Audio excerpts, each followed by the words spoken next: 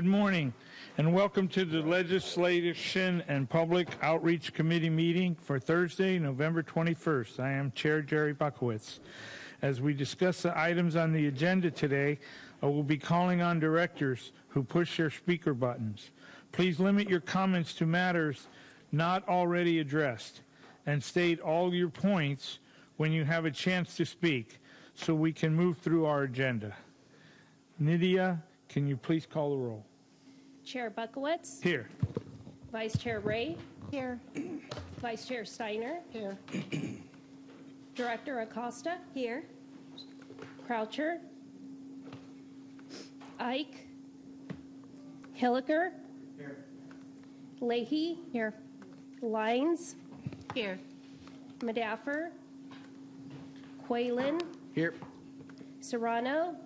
Here. Whitburn. Yamane. Chair, you have a quorum. And Chair Buckowitz, Deputy General Manager, has an announcement before we begin. Thank you and good morning. Closed captioning for today's meeting is available via the Zoom at the link shown on the screen. This Zoom link is also available as a hyperlink online on page 2 of the publicly posted agenda for this meeting at www.sdcwa.org. Thank you so much. Chair. Thank you. I do not have any additions to the agenda. At this time, I'd like to ask if there are any members of the public wishing to comment on any items listed on the Legislation and Public Outreach Committee agenda.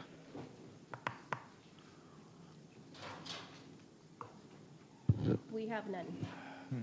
Seeing none, I'll move on to the chair's report.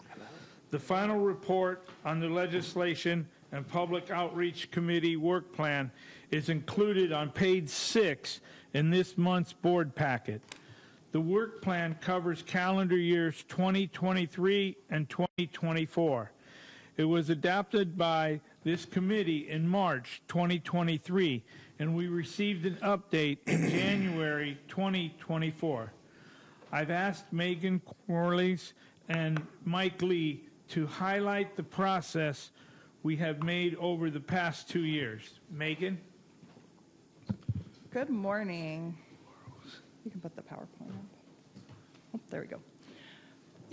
So I'm going to start and just go over a few things that the committee worked on. I do want to start off and just really thank our committee leadership. We do spend a lot of time throughout the year working with our state and federal advocates, having additional meetings, going up to Sacramento and DC to really advocate for funding and our priorities and our issues. So our leadership definitely does a lot. And then, you know, everybody from the board when I'm sending out legislative alerts. So, you know, it's a lot, and I really appreciate the board and their support with everything that we do.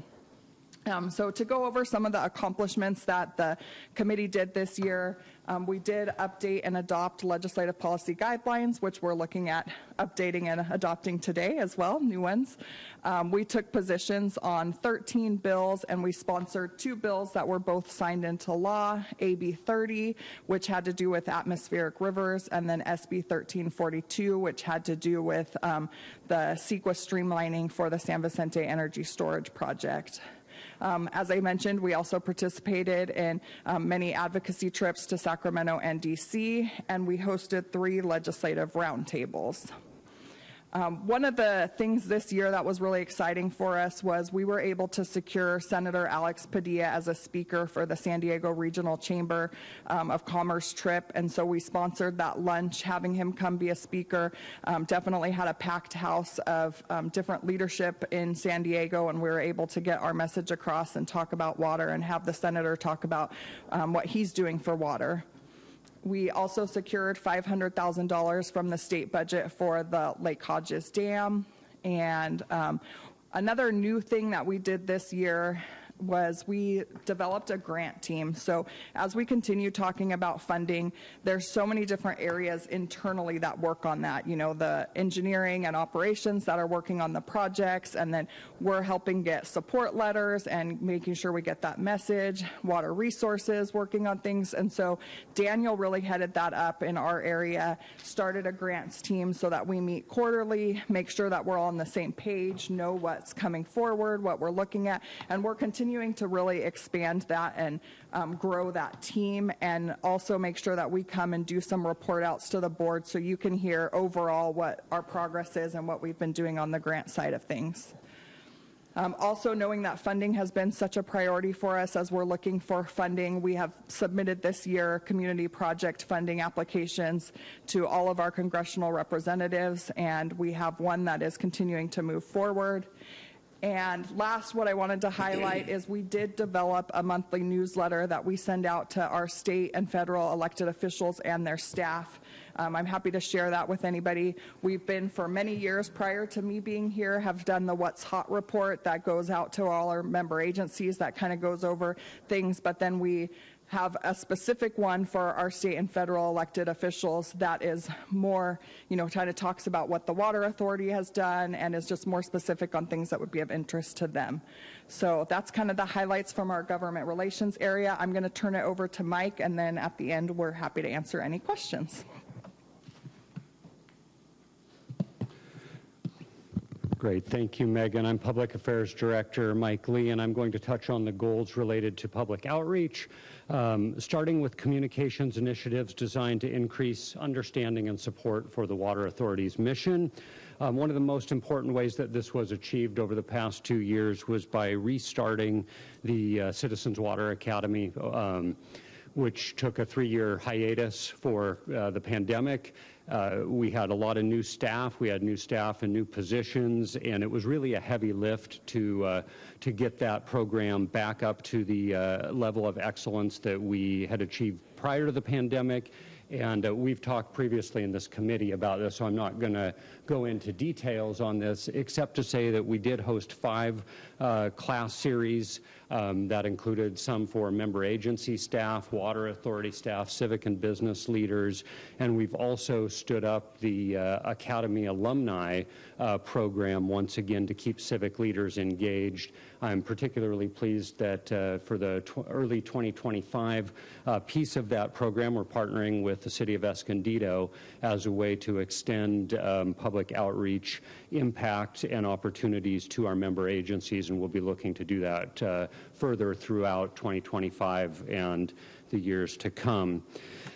On the screen here, let me show you some results from the 2024 fall class. We did a survey before and after with the class participants, 45 or 50 in all. And what this shows is that knowledge about the Water Authority increased about 70% over the week that they spent with us. You know, two evenings, or sorry, a lunch, an evening, and a Saturday. That's really extraordinary and really validates the effort that we put into this program. Just as importantly, trust in the Water Authority also grew significantly during the program to 9.2 average rating out of all our participants. That's 9.2 out of 10, which is really, if you think about an extraordinary level for anything these days. And we're really pleased to see those results as reported by the participants themselves. One other note related to this, you know, the Water Academy is designed to bring people in to the Water Authority behind the scenes. We also go out to civic and business groups regularly, and during 2024 alone, just the past year, the Public Affairs team coordinated and supported more than 60 external presentations to groups of all kinds, again, in support of this mission. Also in the category of increasing understanding and support, we significantly boosted outreach for the capital improvement projects around the region, particularly in North County. Outreach includes extensive one-on-ones, small groups, social media, signage, media relations, all sorts of things in English and Spanish. We're planning a more in-depth update on this in early 25, so again, I won't go into detail here, but this was a significant piece of our effort to expand the work of this committee over the past year. Another tactic for increasing understanding of the Water Authority and regional water issues, of course, is media relations, and we hosted 2 briefings at the start of the past 2 water years. You can see our very own Efren Lopez here talking with the media in events that were widely covered, basically wall-to-wall across all of our outlets in the region, and really generated significant positive coverage about supply reliability due to our regional investments.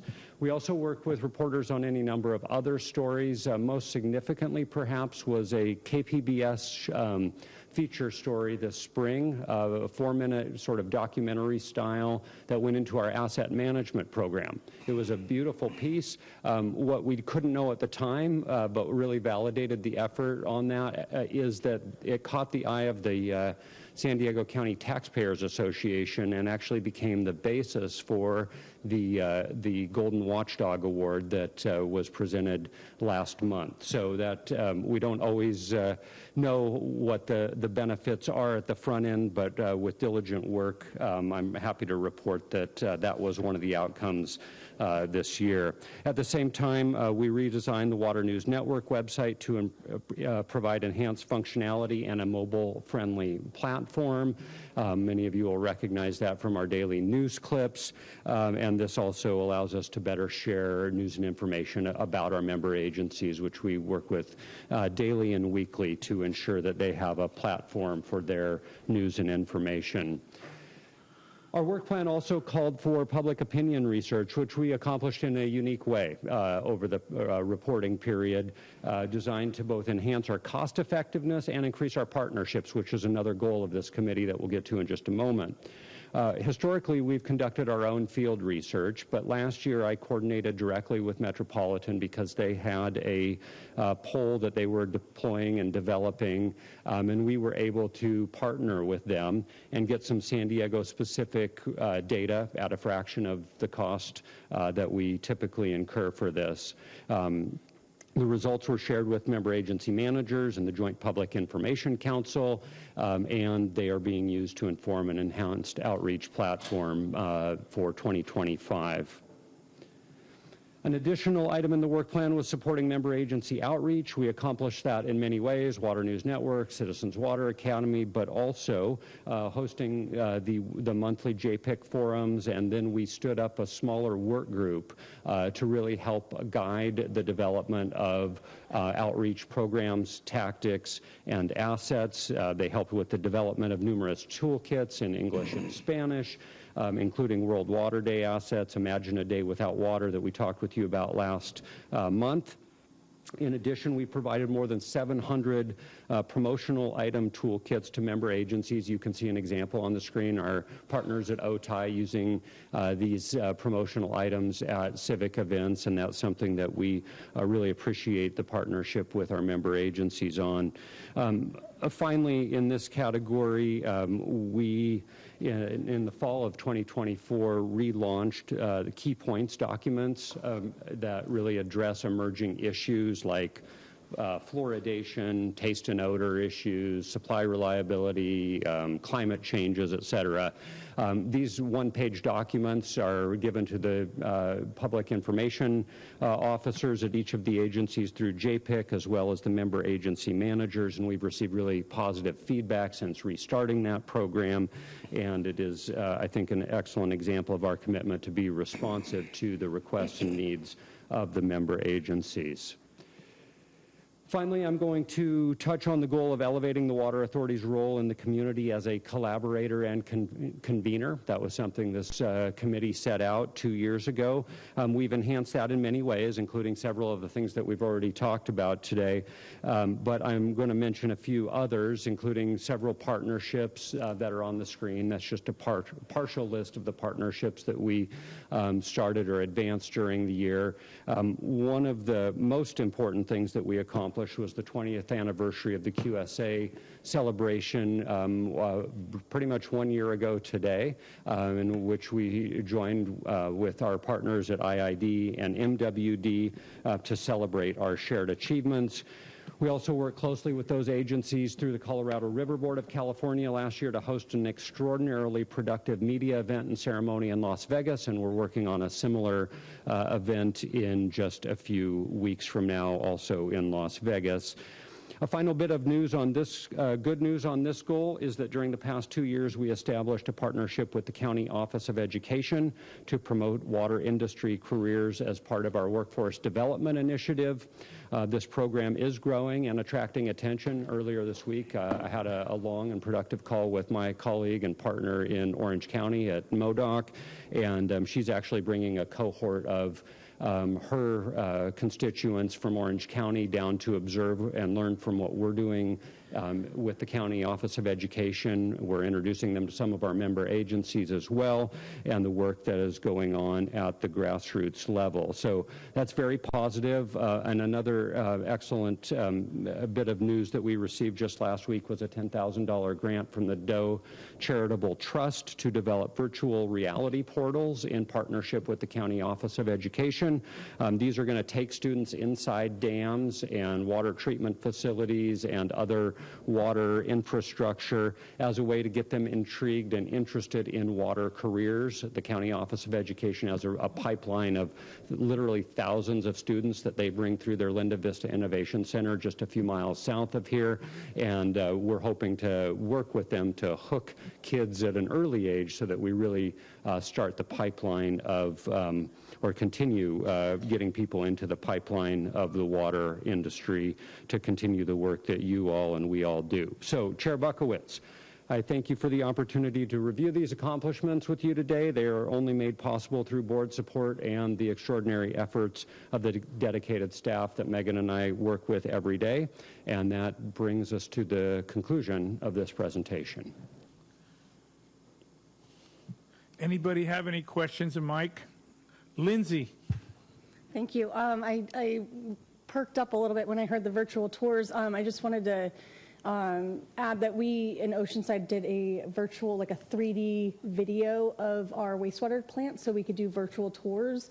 And it was very inexpensively done, and we were able to actually, you could view it with cell phones, and we worked with the schools that there's these glasses you can put your cell phones in, and it allows you to look around with your cell phone. It was pretty neat, and we got a lot of buy-in from that. So I know we were able to do it cheaply. I don't know if the virtual reality type thing is similar in cost, but there are all other areas or other methods to do that as well that are pretty inexpensive and well received. So I think that's good to get that education out to the students. Thank you.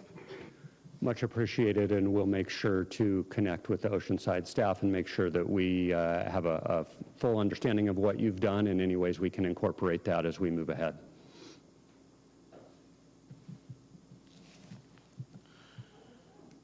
Teresa. Thank you to the team for the presentation. I especially appreciated hearing about the legislative work and wanted to congratulate you on the great grants team that you've put together, because there's a lot of money about to come down from that climate bond, Prop 4, $10 billion and $3.8 for water. But I also made a note that I love for the public outreach that you all do, that you focus on education, not just the Citizens Water Academy, which is fantastic, and I loved that I participated in it, but also the partnering. There are other organizations, just like this slide has, that have great efforts, and having that partnership-focused approach is really important. So thank you. I think you're doing a wonderful job. Keep it up and stay nimble, because things do change out there, and we want to be on top of that. Thanks. Neil. Thank you. Excuse me. I'm not a member of the committee, so thank you for the opportunity to speak. And thank you for all the efforts. One thing that I think we should be looking going forward is pivoting our messaging a little bit. Our conservation messaging has been a huge success. We've dropped our per capita use of water, about 40 to 50% over the last 20 years. It's still going down. MWD is using less water than it's used in more than 20 years. So I think that we should be looking at and consider, as we move forward into the next committees and so forth, highlighting our core missions more, and and that core mission being, safe and reliable water. We have a remarkable system, and I think from talking to a lot of constituents, a lot of them don't really understand that. They've heard a lot about conservation for a long time, and I think that they've lost, a little bit of a sense of what this remarkable system is that we have, that brings water to the semi-arid area, provides that economic engine, that we have here, that they learn a little bit more about the pipes, where our water comes from, and remind them about what it is that we do that brings water to us for pennies a gallon. And so that's something that I would really like to see more discussion about, and maybe moving in that direction. Thank you. Thank you, Director Myers. I appreciate that. I mentioned in passing enhanced outreach platform for 2025, and indeed, that is what we're working toward, and with our work group at the JPIC level, the member agency level, certainly promoting the value of water in fresh and more expansive ways in the year ahead. So I appreciate that encouragement, and we will keep moving that direction. Gary. Thank you. Not a member of the committee, so thank you for the opportunity. I want to support Neil's comments regarding messaging. Our outreach messaging has been focused on issues and problems that we've had to deal with, and conservation, of course, has been an issue that we've dealt with for decades. And I would say, we just heard this report, we've been very successful. We have an outstanding public outreach and information program.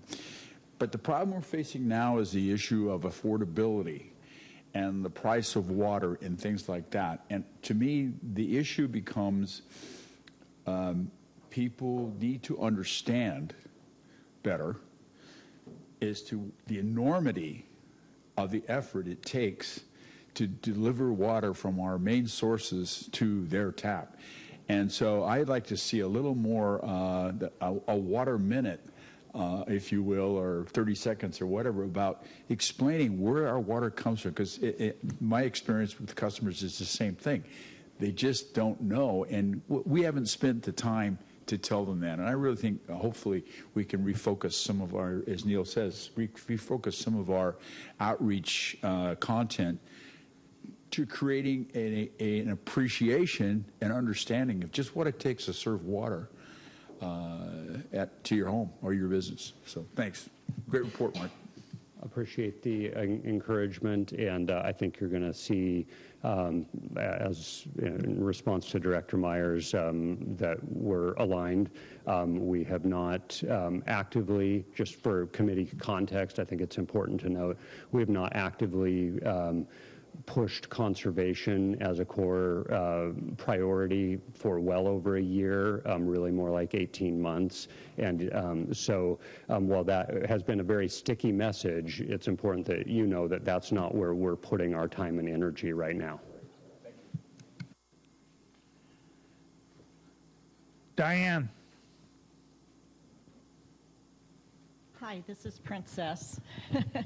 I am not on the committee, but I wanted to, maybe you've covered this in recent meetings, but the status of our contribution or support of the Water Conservation Garden.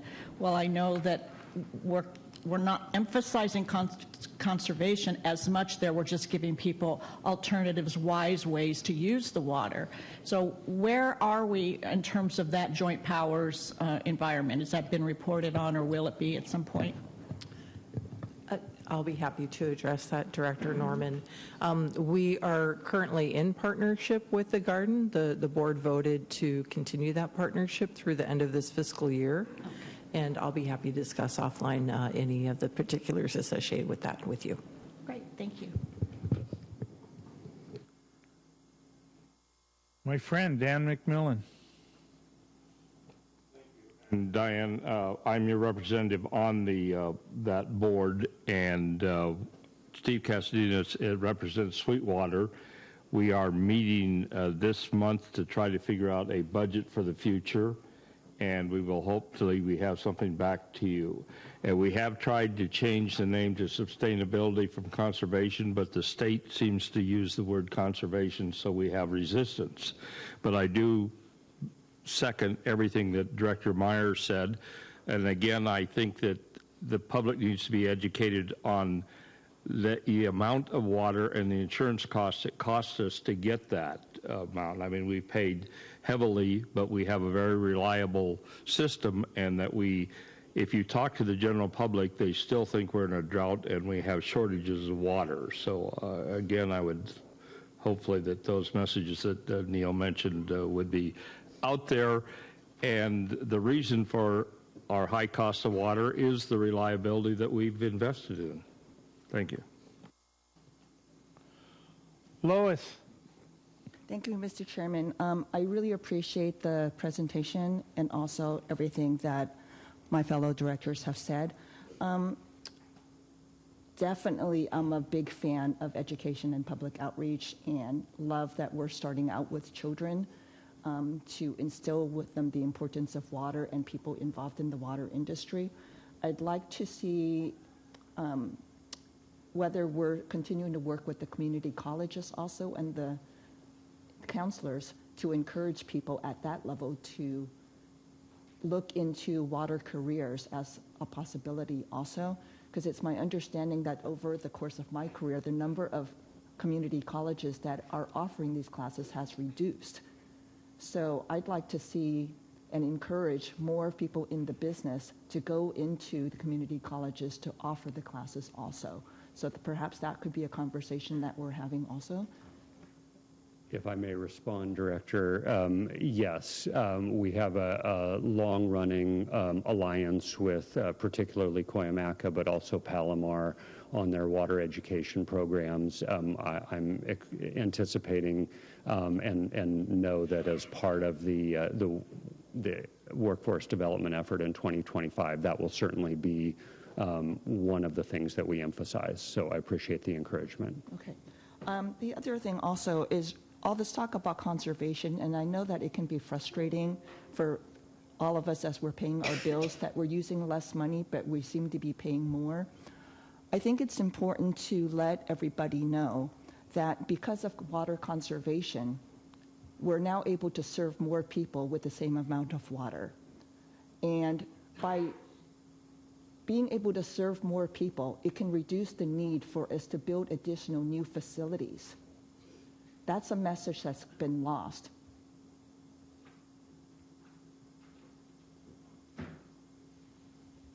All right, thank you. No other comments at this time.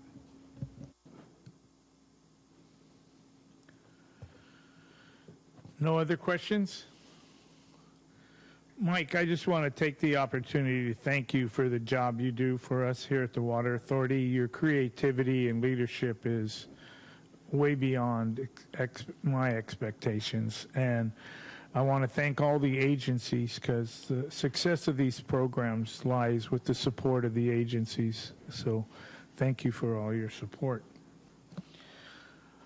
A draft committee work plan for calendar year 2025 and 2026 will be presented to the board for comment in the February 2025 and presented for adoption the following month in March. If you have questions or comments about the work plan, please contact me or Mike Lee in Public Affairs. Are there any director comments? Seeing none, there are no items on the consent calendar.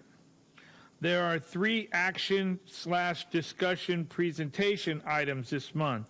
Up first, Government Relations Manager Megan Quarries will provide a government relations update. Good morning. So I am going to pass it on to our advocates this morning. I'm going to start online with our federal advocates. So we have Devin Reinerson and Kevin Eastman. They're going to give a brief update virtually, and then we'll move to our state advocates that we have here in person today. So Devin, go ahead. Great. Thank you, Megan, and thank you to the board and staff. It is a privilege to be here with you today with our first federal update.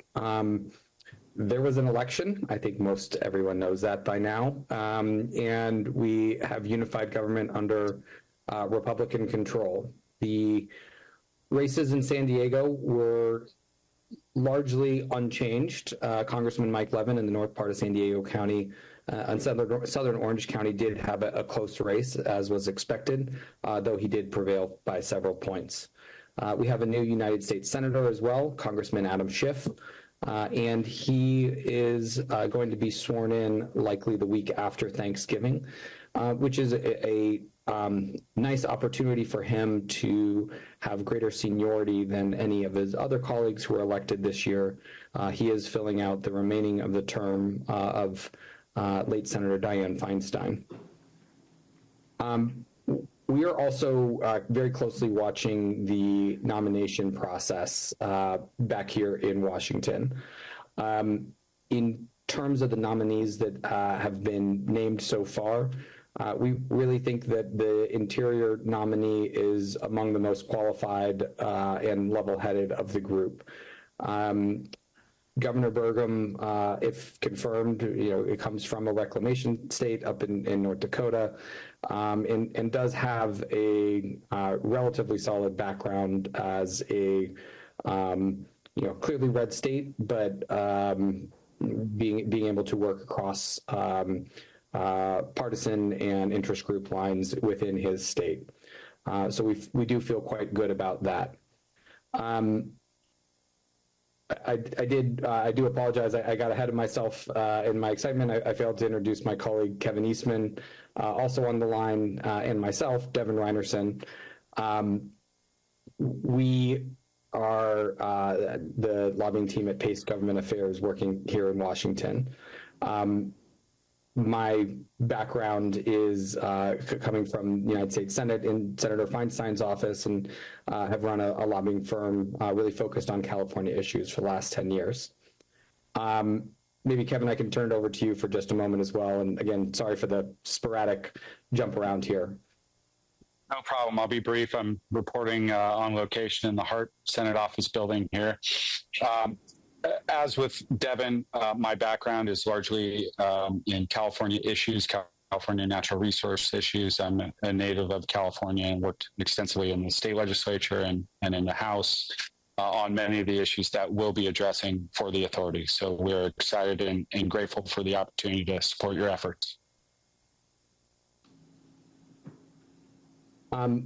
Just briefly going back to content of kind of what to expect in the coming weeks here.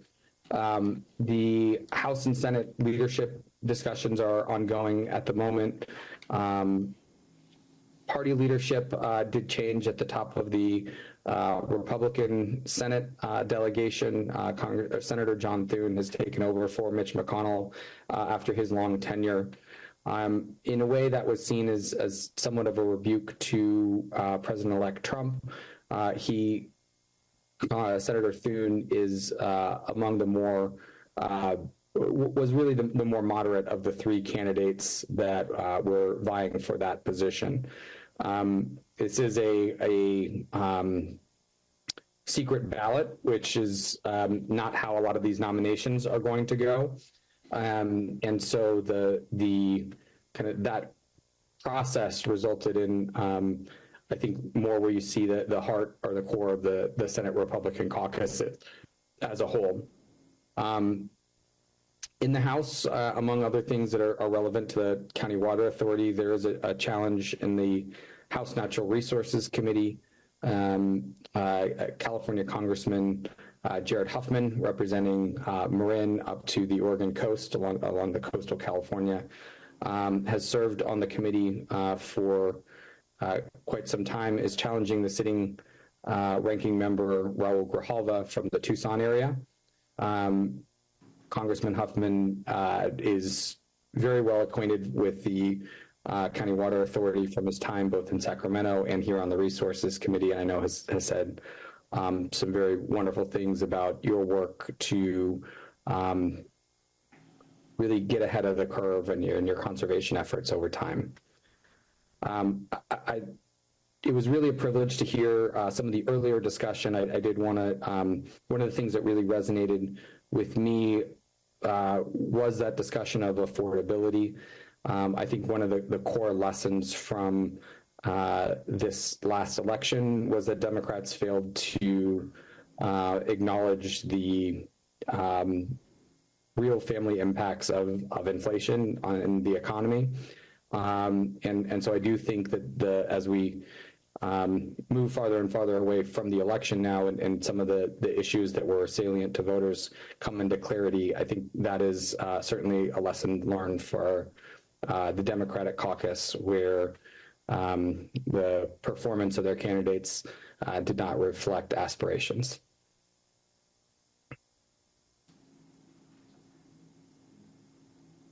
With that, we're happy to answer any questions, and really look forward to digging into the work of advocating on your behalf in the coming weeks and months and years. Are there any questions? Mel? And good morning and welcome to the Water Authority team. There's a lot of money still left in the infrastructure bill and in the Recovery Act dollars. Are you feeling that those dollars are going to stay and are going to be distributed? And if so, how is that going to, the new administration and the new leadership, how will that affect California? Yeah, thank you. It's really a good question. And I think the answer, as everything is, it depends, and we're going to see. Places where I think there is a real heightened risk is in the tax incentives. So not the grants coming out of reclamation or of EPA. I would put those into a different tier. But I do expect that we're going to see a massive tax overhaul within the first 3 months of 2025. With unified control of the House and Senate and the White House, we do expect to see the tax package move under a procedure called reconciliation, which only requires 50 votes in the Senate. That's how many major pieces of legislation, including the IRA under Democrats, the 2017 tax reform under Trump, and the Affordable Care Act have passed. So I think some of those tax provisions are going to be the first thing to go. When it comes down to reclamation, I think, and NDPA, I think it's a little bit too early to tell. We don't expect there to be a dramatic reduction just because these are programs that are enacted by Congress, and Congress then has to undo them.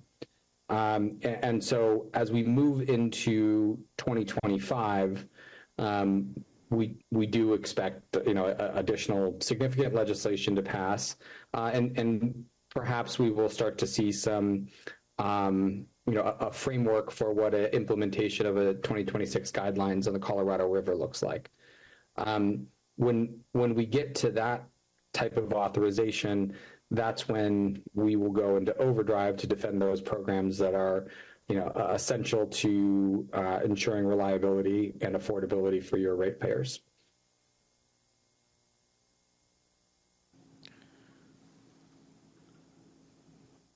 No other questions?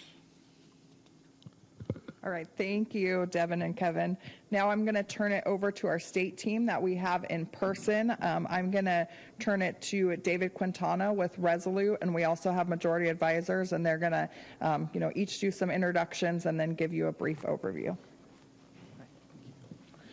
Thank you very much, Chairman, Directors. Proud to be here today, honored to be your new Sacramento advocate, and we will do everything we can to execute your priorities and your vision. I'd like to thank Jamie and Megan and Daniel for working so hard with us to bring us on board as quickly as possible. Been having many meetings to ensure that we understand what your goals are and what your needs are in the upcoming year. What I'd like to do very quickly, introduce myself, have two of the other members of the team come up, introduce themselves, then I'll come back very quickly, just give you a very brief logistics of what's happening right now in Sacramento, and then my partner Alfredo will talk about some of the fiscal issues that Director Acosta brought up. My name is David Quintana. I'm the founding partner of Resolute. I've been lobbying in Sacramento for approximately 24 years. I represent everything from tribal governments to finance to education to air quality to water. So I have a very, very broad breadth of clients, which enables me to be in front of just about every single member of the legislature at some point throughout the year. I'd like to now invite up Alfredo Arredondo, my partner, and then Ian Calderon with majority advisors will come up. Good morning, everybody. I really appreciate the honor of being here today in front of you all. My name is Alfredo Redondo, as my partner just mentioned. I've been lobbying in Sacramento for 10 years, a little over a decade now. Prior to that was working in the legislature, have a lot of experience, excuse me, on policy issue areas concerning climate legislation, natural resources, water, land conservation, biodiversity, et cetera. Prior to joining Resolute, had my own lobbying firm where I represented 14 of the biggest nonprofit environmental groups, including Nature Conservancy, Environmental Defense Fund, Earth Justice, the list goes on. So really looking forward to bringing my skill set to bear on behalf of the Water Authority. Thank you. Good morning, everyone. Ian Calderon, former Majority Leader of the California State Assembly. I'm the founder and CEO of Majority Advisors, and we are subcontractor partnering with Resolute on this contract to help them service the needs of the Water Authority. On my team, I also have Tom White. Tom White was my chief of staff when I was majority leader, and he's been chief of staff to about 3 different majority leaders and about 750 other members. Really, really well known staffer, a lot of relationships and a lot of real good depth and experience on the legislative process. I also have Deanna Latour-Harkin. Deanna first started in the building on my staff. She was a legislative fellow that I brought in as a legislative aide, and then from there she went on to work for state parks. She also did some lobbying with the California Personal Insurance Federation of California, and then most recently was the legislative director for Senator Steve Glazer, who recently termed out. Now she's on my team, and so good representation of Team Calderon. We're all out there. There's a lot of us up in Sacramento, a lot of friends, a lot of relationships, but we really look forward to working with you all this coming year, and look forward to answering any other questions that you have. Thank you. And then I will just bring this back to now, which is currently in the state of California. As you all know, we're almost done. We have over 20 days left in the official canvass, but I think we can safely say that in the races right now, we can say that all but 2 have been called. The Republicans in the Assembly have flipped at least 1 seat. They started off the year with 62 Democrats, 17 Republicans, and 1 open seat. That was the Vince Fong seat, who went to Congress. So that is technically a Republican seat, though it's not seated. Right now, the Democrats have lost 1. They're at 61. The Republicans are at 18 with that potential Republican seat out there. What happened is Vince Fong was unable to pull himself off of the ballot. And even though he spent $0, even though he endorsed the other Republican, he still won. So I've always said you could run a potato sometimes, and if you put enough money behind it. So that seat is still open, and the governors are going to have to call a special. So as of right now, it is 61 Democrats, 18 Republicans. There is 1 more race waiting to be called, and that is the former Sabrina Cervantes race in Riverside. Her sister, Clarissa Cervantes, is trailing by a couple of hundred votes to Leticia Castillo, a Republican who was really not well funded, to be honest. So that was I think that was one of the biggest surprises on the ballot for us. So if the Republicans can hold on to that seat, it'll move it down to 60 to 19, which will eventually become 60 to 20 if Vince Vaughn can ever get himself off the ballot. But anyway, so the Republicans will likely end up flipping 2 seats, which I don't think many of us in the business saw happening. In the Senate, the count was 31-9, and the Republicans held all of their targeted seats, especially Suzette Valladares. That was a very, very hard-fought race up there. The Democrats thought they could take that race back, with Kit Mueller, but they did not. And so what has happened, though, is the Josh Newman seat in Orange County looks like that might be flipped by former Assemblyman Stephen Choi. There is still a path for Senator Newman, but that path is getting more exceedingly uphill. So, yes, could he miraculously pull it out? Yes. But it will take a miracle. So what we will likely have at the end of the count is a 30-10 majority, both still a super majority for the Democrats. That's not in danger, but I don't think any of us really saw that the Republicans would be picking up seats in this cycle. Anyway, that's what I have on this. And now I'd like for my partner Alfredo to come up, and he's going to talk about how we're looking fiscally in the state and also address Prop 4, as Director Acosta brought up. Thanks, David. So yeah, I just wanted to spend a little bit of time providing a brief update, and we'll be able to go into more depth heading into January once the governor and the Department of Finance release their budget proposal for the year. Every year in November, the Legislative Analyst's Office releases their own forecast to the legislature for them to start considering going into the new legislative session. And they just released that yesterday, so very timely in our case. What we're looking at, according to the LAO, is some stability in the next budget year. So the discussions around the budget, they're expecting shouldn't be too challenging, namely because the legislature and the administration spent a lot of time last year in the budget conversation making some really hard choices on cuts, deferrals, and fund shifts. That seems to have set us in going into this next year on pretty good footing from a stability perspective. There is actually a little bit of silver lining as well, that the projections have actually been the projections for revenue from our tax base were actually lower than are coming in. We're about $4 billion over the projection with the last 4 months taken into account, and likely that trend will continue. And that's largely attributed to the Wall Street and the stock market doing fairly well. The rally that we've continued to experience has allowed for additional revenue to come in from high-income earners in California to offset some of the cuts that otherwise we would have needed to continue to make. With that being said, though, they do caution that we're not looking at going back to what we were looking at maybe 3 years ago, where we had massive surpluses. And really, they're cautioning for not making any new investments that are going to need ongoing funding, maybe some one-time investments here and there. But that leads us to the other opportunity at hand, as was mentioned by Director Acosta. The voters have just passed a $10 billion bond in Proposition 4, which focuses on climate, natural resources, wildfire, and other related investments that will be a big focal point in the budget conversations to come, as the legislature has to appropriate those funds. So we'll be there. We'll be at the table on behalf of the Water Authority, and I know that we're planning to continue to work very closely with staff to identify what those opportunities look like and follow through on them on behalf of the authority. So with that, happy to take any questions, but I'll leave it there for now.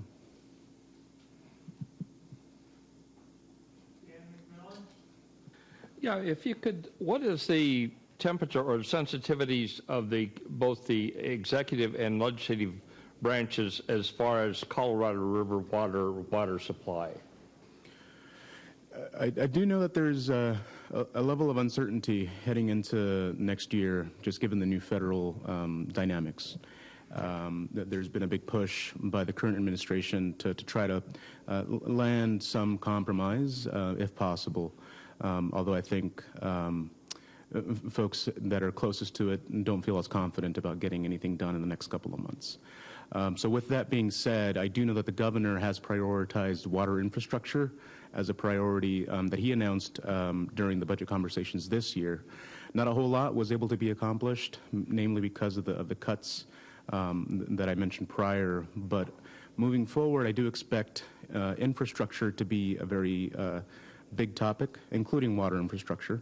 I think that there's an understanding that we have not been making all the investments that we should be making, and there's a lot to be done. And we need to do it in a way that takes into account affordability concerns, as has been mentioned by the directors, to ensure that we're not foisting the burden on just the ratepayers, and we're able to find other solutions to move us forward.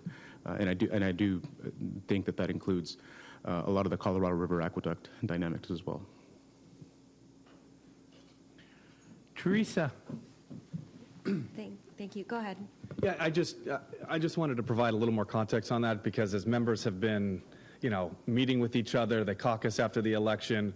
A question that I've been asking members that I used to serve with and that are newer is, what's the attitude amongst the caucus and the attitude towards the governor? Because the governor, along with the attorney general, have signaled very much that they want to continue to be the anti-Trump, to fight Trump head on all the different things that they anticipate that he's going to do. They're going to be moving into special session when they gavel in at the swearing in December 2nd to allocate more dollars to the attorney general to fight back against the Trump administration and what they perceive to be the threats of that administration. And a lot of the perspective that members are sharing is that we don't necessarily anticipate allowing the governor to run the show like he has in the past. And that perspective was then reinforced when I met with another Orange County Assembly member, Sharon Quirk Silva, who I served with, when I said, well, give me an example of what you mean by that. Like, well, he proposed more than doubling the California film tax credit. And that's nice, but we don't anticipate following him on those types of avenues where I'd like to see some of those dollars better used towards different housing tax credits. And so I think the legislature is going to be more focused on, more bread and butter issues, infrastructure related issues. I feel like we'll have a lot of success with our messaging to them, and it's a matter of, how that plays out. The legislature always starts off very brave when it comes to the governor and their opposition to the governor, and that usually tends to fade as time goes on and they start realizing that their bills are going to be before them. But it's important context going into this session, because legislators are not very, very hot on wanting to fight Trump on every single little thing like the governor seems to want to do in generating attention. And it's also important to understand the political context that the governor is done. And so he doesn't have another re-election, and legislators do have more elections. And so they're going to look at the election, what happened in this election, why people voted, and they voted when it came to their own interests and what was impacting them every day in their everyday lives, and not necessarily being in the same place where the governor is. Thank you for the comments, and you're just underscoring the point that I was about to make, which is that we've got a really stellar and talented team here. I'm so excited to be working with you. I appreciate the overview from the many different angles, and it's clear that the depth of expertise and the broadness in terms of working with everybody in different levels is really going to benefit us here at the Water Authority. So thank you. I'm looking forward to see what we can do with you. Thanks. Marty Miller. Thank you, Chair. So we just passed another water bond. We've passed other water bonds over the last decade, but we see very little of that money actually coming to fruition in projects. We look at the Sites Reservoir, which is a big project, yet the people that are going to use Sites Reservoir are paying for that. And so I haven't seen anything of the bond money actually building other reservoirs or doing much other work. Do you have a feel or an outlook on where that money is at and when it's going to be put to use so that we have a better system? The state seems to be very proactive in passing edicts that put the cost of all these water issues on the back of the ratepayers. I'd like to see that bond money come into fruition and actually start supporting the water industry with the bond funds. So you give me an overview on that, please? Absolutely, Director, and thank you for highlighting something that I think is top of mind for a lot of folks, because Prop 1 was passed by the voters in 2014, and we still haven't seen a lot of that money come to fruition in projects being initiated or coming to fruition completely. And I think that highlights one of the frustrations that a lot of folks in Sacramento are starting to, or not starting to, but wanting to really work on in the upcoming legislative session, which is around permitting and how the ability to construct projects of that scale has been hampered by the amount of permit steps and regulation that has been required and associated litigation that just has dragged down some of these projects to a crawl. We know that there is leadership in both houses that wants to take that issue head on next year. There have been a lot of informational hearings during the interim. So in the last few months after the legislative session, members have been meeting in public hearings across the state to talk about these issues, both from a water perspective, but also from an energy and a housing perspective. So I think we hope to see some action next year. It's always a thorny issue.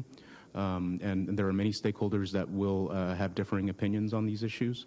But we will continue to be there on behalf of the Water Authority in particular to ensure that not only do we draw down those funds, but then set up a landscape where those funds can actually be utilized in a very efficient manner. So one other question. The Delta Tunnel is a big issue in the state, and I know the governor is really big on getting it moving forward. And it's a big issue to us down here because our area is going to provide 47% of the capital that's going to build it. What is the feel on the ground in Sacramento about the Delta Tunnel? Is it a done deal? Is it going to be built? Or do you think it's still in flux for the future? My assessment today is that it's in flux. And I think a lot of it will start to come into focus even after Metropolitan, I think, has a decision coming up here on furthering some funding for some of the planning and design. I think that's going to be very instructive as a barometer of the willingness of those contracted agencies who are going to be paying for it to move forward with it, as well as we have a large contingent of new legislators for whom many of them, this issue of what's happening in the Delta isn't top of mind because they live down in Southern California. So it'll be a lot of education on our part, and tracking, the governor's engagement on this. I think I wouldn't be surprised to see some mention of it in the budget proposal come January 10 from the governor as well. Neil. Thank you. I think this discussion dovetails, and this is kind of a very specific question, so hopefully you can address it. SB 366 that was passed last year, pretty resoundingly, as I understand it, without a lot of opposition for long-term, to improve our long-term water planning for the state in general. I think we have some concerns that there isn't really a good holistic look at what our water needs are statewide. Everybody has their favorite projects that is going to either store water or supposedly generate more water. We've got these pure water projects down here. We have huge conservation efforts that are still going on with new legislation that is going to create even more emphasis toward conservation, both in the house and outdoor. And this bill seemed to make a lot of sense, at least to me, to have someone and basically some directives to DWR and other agencies to spend more time at long-term water planning, and then it was vetoed. Do you have some insight as to why it was vetoed, where SB 366 or some new legislation might be going? Because, at least from my point of view, it's important that we get this more holistic long-term planning going within the state so that good decisions can be made as to where the money should be spent. Yeah, it's a great question as well. So the author of SB 366, Senator Caballero, I know is not giving up on the issue. So would expect to see either that same author or others carry it forward next year. I think she's in a really good position because she happens to be the chair of appropriations in the Senate, which is a good place to be to get priorities through the legislature. And I think that's reflected in the fact that there was broad support amongst legislators for that proposal. The broader challenge is that, you know, California and the legislature have passed goals related to climate in particular. That we have goals now going out to 2045 to achieve carbon neutrality. That time horizon is very challenging from a staff agency perspective to develop what that looks like, how you achieve it, what's the roadmap that you develop to implement and achieve those goals. And so I know that in the veto message the governor put forward on 366, the main reason was just lack of funding. It wasn't in the budget, so we need to figure out a way to do both moving forward.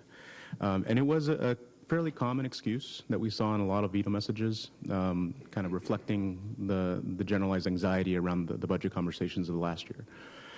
But I do think that moving forward, the leadership in the legislature that saw that veto message will want to come back not only with a policy vehicle to continue to push forward, but also with a budget solution.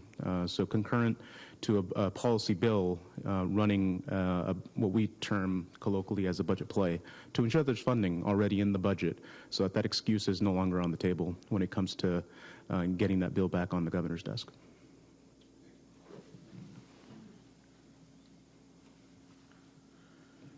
Seeing no other speakers, thank you very much. Next, Megan will provide a presentation regarding the consideration to approve the proposed 2025 legislative policy guidelines. Good morning. So I brought this item last month to give you a preview and get input from the board so that we could come for final adoption. Just to remind everybody, these legislative policy guidelines are used when we're looking to take positions on bills, and then we bring those bills to the board. Very rare times there's a bill that might be amended that we need to make a quick decision on, and if it meets our policy guidelines, then we can make that decision, and then we come to the board following that to let you know that we, wrote this letter and get your support on it. So we started this process back in September where we got input from different departments in the Water Authority, and then also asked for our member agencies, the legislative liaisons, for any input on changes. That red line document was provided to the board last month with all the changes, and we went through a lot of minor changes, and then we had a few others that we went through, and then I asked for any input from the board. So I did receive one comment that really wasn't, I would say, substantial, but kind of reworded one of our goals, and that's on page 105 of your packet under energy. And basically it changed the priority to say that we would support providing rate relief for the Water Authority and its member agencies and protection to water agencies in San Diego County from energy rate increases. So we kind of just reworded that guideline that we had. So that was one suggestion that we had. And then after you received the packet, I received 2 additional suggestions for changes. And that has to do page 114 of your packet. And it's under the water bond section. And so item 2, we had struck out that we would support bond language that focused on construction of improved method of conveyance of water through or around the Delta that provide water supply reliability to Delta water users. The reason we struck that out was because state law requires that contractors fund a new Delta conveyance facility, so wouldn't be the state and through a water bond, but it was asked if we could put that back in. Talking with staff that had suggested that change, we are suggesting to change the language to support focus on statewide priorities, including restoration of fish and wildlife habitat, construction of an improved method of conveyance of water through and around the Delta that provides water supply reliability to Delta water users, promotion of greater regional and local self-sufficiency, surface storage, and promotion of water use efficiency. So I believe that that is still meeting what they're saying, but it's not specific on the state funding, you know, what contrary to state law. And then the second question was they wanted us to add basically just under, it's on page 119 of your packet, and it's under the paragraph of the Bay Delta section, so it's not under the actual guidelines, it's just the paragraph where we kind of explain. And they asked that we might expand language to include others that might benefit from a project like the Delta Conveyance Project to help pay for it. And so, you know, as you know, the Delta Conveyance Project is implemented to benefit the contractors that receive the water from that. And so we said that we could consider changing that to the water contractors who will benefit from the project, pay for it. And that's what it currently says. And so we wanted to maybe change that to all beneficiaries will pay for it. So it's not saying specifically that only the water contractors will, but all beneficiaries. So that's how we kind of are suggesting addressing those comments. And I apologize that those comments came to me after the packet came in. So, you know, I'm happy to answer any questions on that. There's no questions or comments. I'll move the item. Do I have a motion to approve? Can I just clarify it, Director Steiner? Are you going to move the item with those new suggested changes that I'm adding? Okay. Yes. I have a motion. Did you get a motion and a second? Okay. All those in favor, please signify by saying aye. Aye.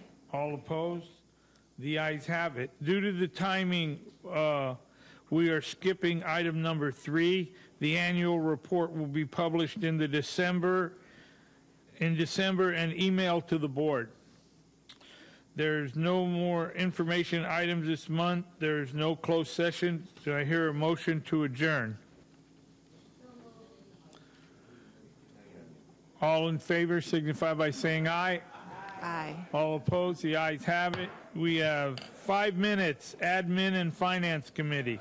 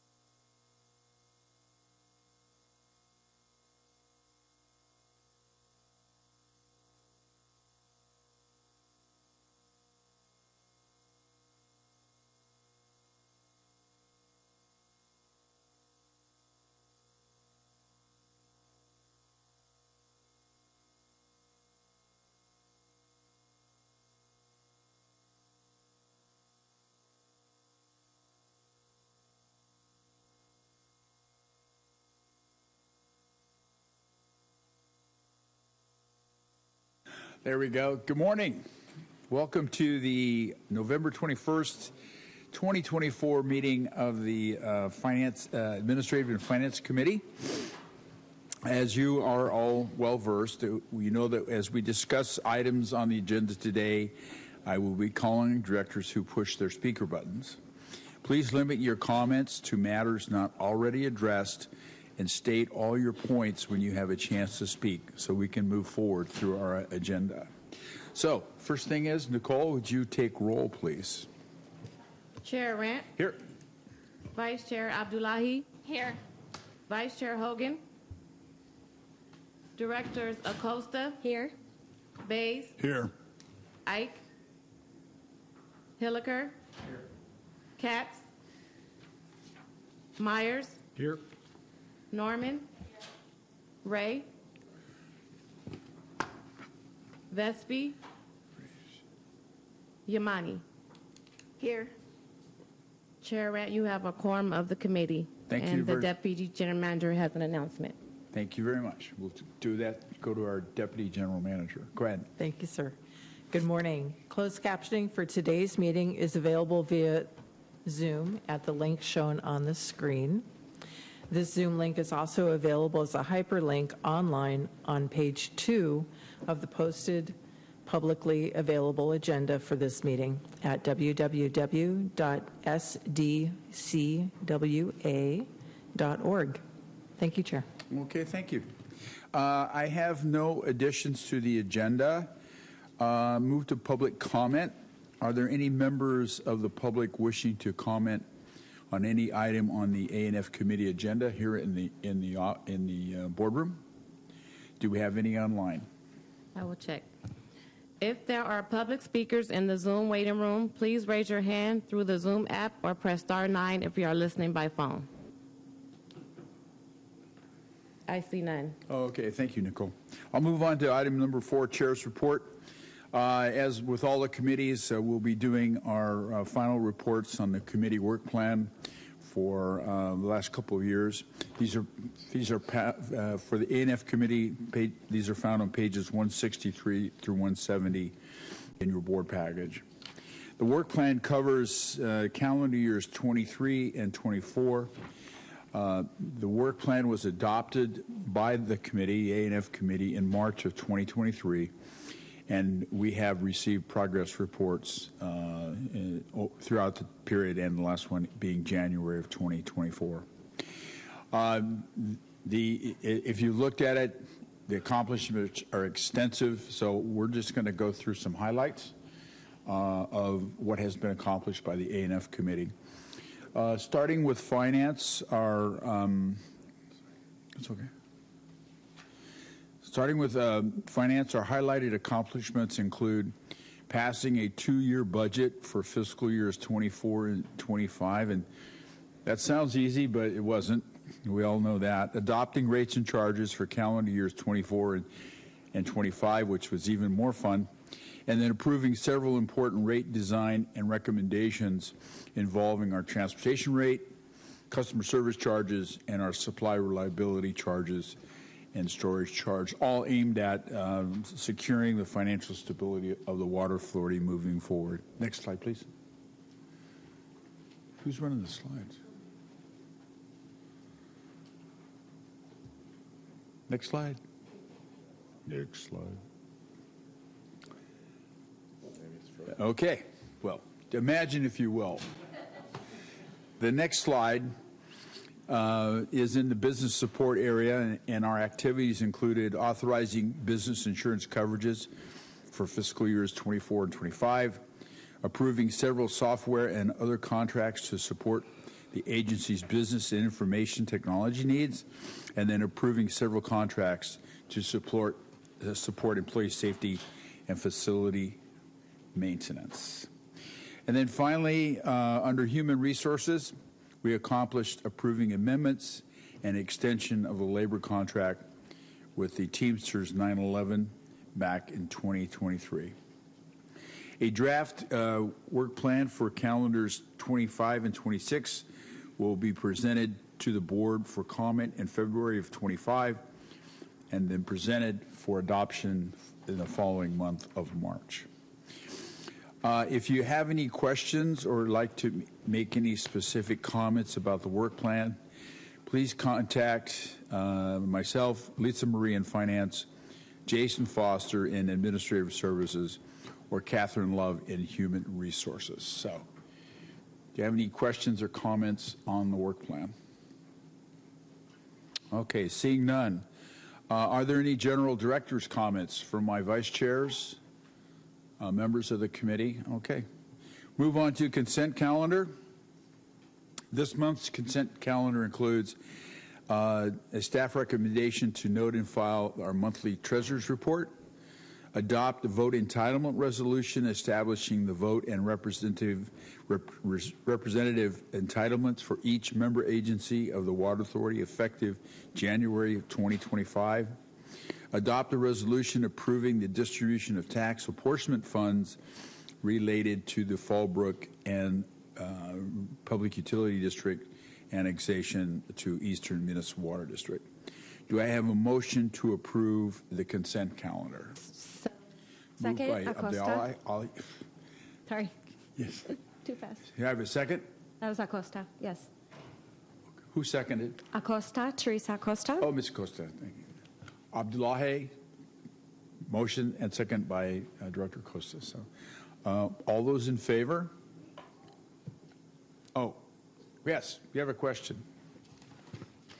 Thank you. I know I'm not on the committee, but I did want to talk about item 2 on the consent calendar, the vote entitlement resolution. So I just want to remind all board members and those member agencies that are not the City of San Diego, if you didn't notice on the new vote entitlement with Rainbow and Fallbrook now out of the member agencies and no longer part of the Water Authority, we changed from previously we required 4 member agencies to approve an item and get 55% vote. With Rainbow now out and the City of San Diego having 42% of the vote, we now only require 3 agencies to approve an item in this room. What's more concerning to me is it takes 16 of the 22 member agencies with the largest weighted vote other than the city to approve an item that the city may not want. And counter to that, if the city doesn't want anything, they would have to only garner the support from one of the 9 largest agencies other than themselves to deny an item. So it would take let me do the other rough math, but take 20 of the 21 smallest agencies to counter something that the City of San Diego doesn't want. While I know that this is a big lift and probably near impossible to change, I want to stress that this is something that is concerning to me now and into the future, and where we need to look at a way to how we're going to address that in the future. With that, and knowing that Pure Water San Diego will be fully operational in 2035. Again, I mentioned this at our board retreat. Approximately, because I did rough math and I'm not going to get into the details, and if someone wants to correct me, I'm happy to do it. But I calculated after that comes online, the city would essentially be contributing half of what they do financially to this agency and still hold their full weighted vote because of how we calculate that as cumulative financial contributions to the Water Authority. It would take approximately 980 years for that to correct itself. So the year 3004, the weighted vote would match their annual financial contribution to the Water Authority. And I don't plan to be around for that. But I think, again, this is something that we should be continuing to look at and something that we should discuss on how we can address that. It would require a change of the Water Authority Act, but I think there are creative ways to look at that. But that could be a very large problem to this Water Authority in the future. Thank you. Okay. Director Abdullahi. Well, I was not going to comment on Director Lindsay's comment, but if we, just to make sure that the public still has access to the screen and any presentations that we have, if we need to take a break or anything. So what we're going to do here, first of all, I'm going to say that I totally support Director Leahy's comments regarding the voting structure at the Water Authority, and I've commented and written on it, so thank you. We're going to take a little break here, pause for the cause. Oh, Director Acosta. Yes, thank you. I pressed my speaker button when I heard Director Leahy speaking because I want to support what she's talking about. I understand that this is a real issue. I think it's something we need to be talking about during our board retreat and in some ways woven in our work throughout the years. So let's talk about it right away. So hopefully at our next board retreat, we have this on the agenda and dig in a little. Thank you. Thank you. So we have a motion and a second to approve the consent calendar. We'll take that vote now. All those in favor say aye. Aye. Aye. Any opposed? Okay, now we will take a technical break. Right, so we're going to take a 5-minute break. We need to reboot the system so that we can bring up presentations. So back in 5. Don't go too far. Do I have any questions for Ms. White? Okay, do I have a motion to approve the staff recommendation? Director Abdullahi, second by Director Myers. All those in favor say aye. Aye. Aye. Opposed? Thank you. Moving right along. The next is, again, Leanna White. She's the show today. But we have a comment from Tish Berg, our Deputy General Manager and Chief Operating Officer, as opening remarks. Thank you, Chair. Before Leanna provides the governing board with this informational presentation, I wanted to provide some framework. Specifically, I'll share the background of the 5-year forecast, how it fits within other major deliverables planned to go to the board in the next 12 months, and what is and is not included in the forecast. So this informational report is the first of 3 significant deliverables that will come to the board in the next 12 months. The first being the 5-year forecast today, the second being the 2-year budget in spring, and the third being the long-range financing plan in fall. So what is the 5-year forecast that you're going to see today, and what is it not? The 5-year forecast was requested by the board in 2021, and it is provided to the board after the mid-year budget process and in preparation for the next 2-year budget, which starts in spring, as I mentioned.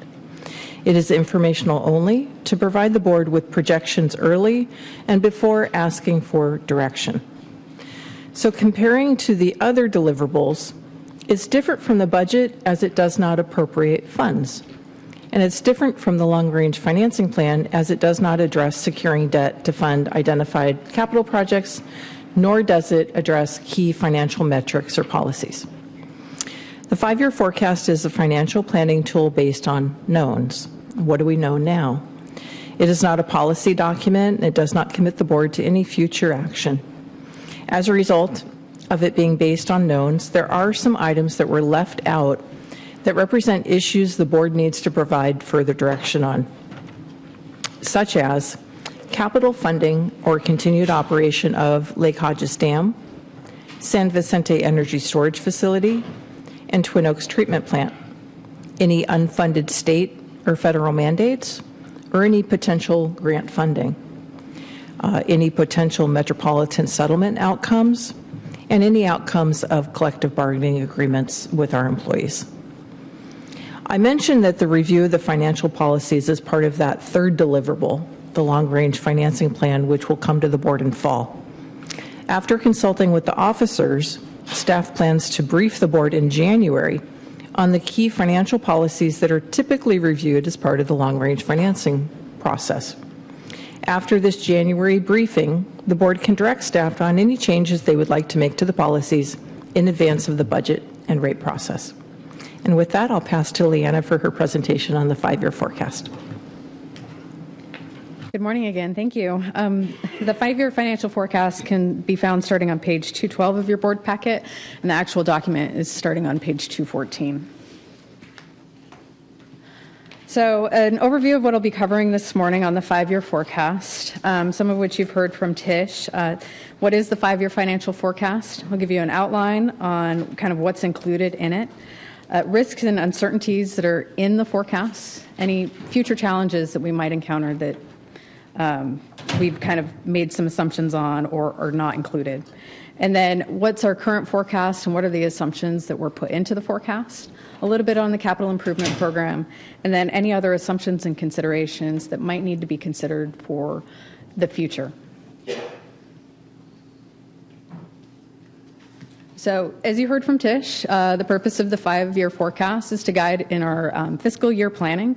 This helps us prepare for our calendar year 2026 rates and charges development and our fiscal years 26 and 27 budget development coming up this spring.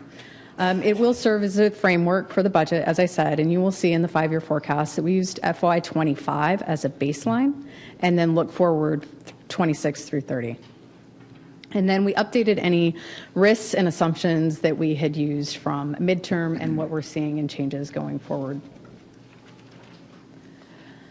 So to develop the 5-year financial forecast, we actually worked closely with our external investment manager and our financial advisors to provide some economic outlooks and indicators on kind of what we're seeing. The Fed has lowered rates by 75 basis points in the last year, and we're seeing a trend in that tapering off. We also used their CPI indicators, and CPI is forecasted to be anywhere from 2.3% down to 2% over the next 5 years. And then we looked at any future impacts. So what's unknown in the forecast, what's kind of impacting, or what could impact our future financials. Really quickly, the overview or the outline of the 5-year financial forecast. We have an executive summary providing a purpose, talking about affordability as we continue to want to enhance affordability for the region, and then key assumptions and risks and the summary of the data in the forecast. There's a brief overview of rates and charges, and Pierce will be giving a presentation later, but also within this presentation, we have some information on rates and charges that he'll be presenting as well. And then our baseline revenues and expenditures, other assumptions and considerations. So what are those forecast risks and uncertainties? The economic inflation that we've encountered, immediately after COVID, we saw a spike in inflation, but it's now forecasted to level out and decrease. But we've also seen increasing energy costs, so that impacts a lot of how we operate our facilities. Any drought impacts and state mandates that could come out of any droughts, future droughts. And then, if we have another wet year, how is that going to impact us? And then we have changing needs for infrastructure operations. How are we going to operate and maintain the system? Looking at, is there a potential emergency that could come up that could cause damage to the system? That might change how we look at the CIP for particular projects that are incorporated into that forecast. And then any collective bargaining agreement negotiations that come up, our current MOU expires in June of 2026. So there are challenges as we look forward in the next 5 years, and so we continue to look forward, look for ways to improve water affordability. And the member agency rate work group continues to assess rate structure, focusing on how to continue to enhance that water affordability.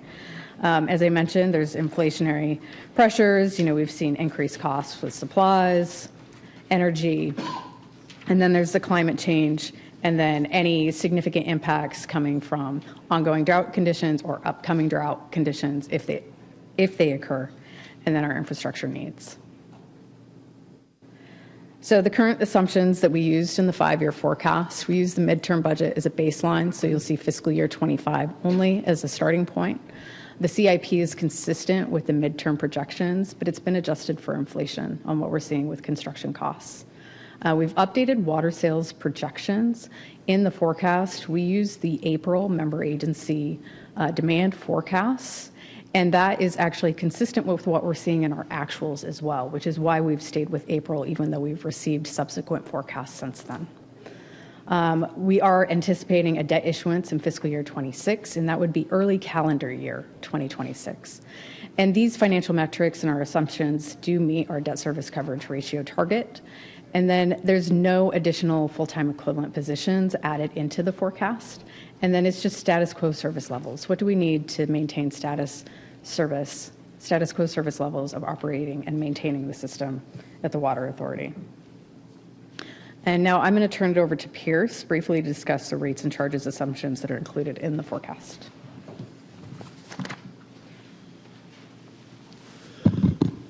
Good morning. Pierce Ross, I'm Financial Planning Manager here in the Finance Department. Just in terms of what's on the screen and what's included in the 5-year forecast, this again kind of maintains the status quo of maintaining existing board policies and adopted coverage recommendations. This also includes recommendations from the member agency rate work group in terms of what was implemented for calendar 25, and then the assumed phase-in that was discussed last year when we made that recommendation. It also includes as a baseline what we know today from Metropolitan. They adopted they adopted their 2 years worth of rates, but they have a 10-year forecast. So that 10-year forecast is what's included in this 5-year update. And then in terms of other challenges, we have local supply projects. We are including East County Advanced Water Purification. We have the phase 1 of the San Diego Pure Water Project. We have all of those known projects and those online dates included in these numbers. The graphs that we've included are broken up into 2 different sections. Our volumetric rates that are a cost per acre foot. So you see that on the top right-hand side of the slide, starting with what the board adopted in 2025 and then moving up from that. The primary reason why we have 2 lines here, we have a higher bound and a lower bound, is not to capture every potential scenario, but just to simply capture what if demands go up or down 10%. That's the primary driving factor between those rate alternatives that you see. Higher demands means we sell more water, which means it's a lower rate. Lower demands means we need to raise rates to cover those fixed costs over a smaller denominator. So again, that plus minus 10% on sales expectation drives the higher and lower rate bounds. On the bottom right graphic is the projected fixed charges. So this is not in cost per acre foot, but rather in total millions of dollars of fixed revenues. And so again, taking what was adopted in 2025 and moving up from there in terms of the costs and potential shifts towards higher fixed cost recovery. So those are the projections, again, just using baseline assumptions, status quo assumptions from those board policies to ensure we have full cost recovery. Thanks, Pierce. So as we look at the water sales and the purchases and treatment, as I mentioned, we use the April demand forecast from the member agencies incorporated into this, but we also have incorporated the local supply projects coming online. So you will see the drop starting in 2026 and then moving forward as those Oceanside, City of San Diego, and East County projects come online. And Pierce will touch more on this in the next presentation. So our forecasted revenues, total revenues, are between $925 million to just over $1 billion. And water sales continues to be that highest source of revenue for the Water Authority. There are a couple of things to note. The property taxes and in lieu, we are projecting for it to go down in the next few fiscal years due to detachment. We're losing property tax apportionment from those 2 agencies. And then investment income is going to drop down just a little bit in 26 and 27 due to the cash balances, but we project that to go back up. Our forecasted expenditures anywhere from $951 million to just over $1 billion, and water purchases and treatment continues to be the highest source of expenditure for the Water Authority. And then debt service will gradually increase through 2028 while we continue to manage our debt portfolio and look for opportunities for refunding in future fiscal years. And then our operating departments will increase based on the approved MOU for fiscal year 2026 and the projected CPI of 2% year over year. And then we also have other considerations that we've incorporated into operating departments. Most significantly is the CalPERS rate, which impacts labor and benefits. So as far as the capital improvement program, it's consistent with the midterm budget. It's focused on asset management projects, the pipeline relining and replacement program, the infrastructure rehabilitation, and then we're doing proactive planning and operational considerations for future asset management. In February, it is anticipated that the board will hear about the water facilities master plan, and in the CIP projections, we've included a couple of studies that are anticipated to come out of that master plan. So other assumptions, so as you heard earlier, potential settlement outcomes are not included in this forecast because we don't know how that's going to impact the Water Authority at this time. Future direction on the capital improvement program will be asked for from the board, such as operation of Twin Oaks, the Lake Hodges Dam, and the potential San Vicente Energy Storage Facility project. Any ongoing drought in the Colorado River Basin, the current operating agreement expires in 2026, and that could change any drought-related mandates. And then any future collective bargaining agreements could impact this forecast. But in summary, the key takeaways, the 5-year financial forecast, what we're projecting, meets the current financial targets and policies of the board and meets the debt service coverage ratio of 1.5 times. Incorporates the inflationary pressures, and then based on current operations, how we are maintaining and operating the system going forward, maintains system reliability, includes the local supply projects, and then we are working with ongoing efforts to contain costs. And with that, that concludes my presentation. Thank you, Leanna. My compliments to you all on a very well-done document. It really kind of explains how the Water Authority works, and your projections are projections, and we'll see what happens. But I appreciate all the work. I have Director Abdullahi.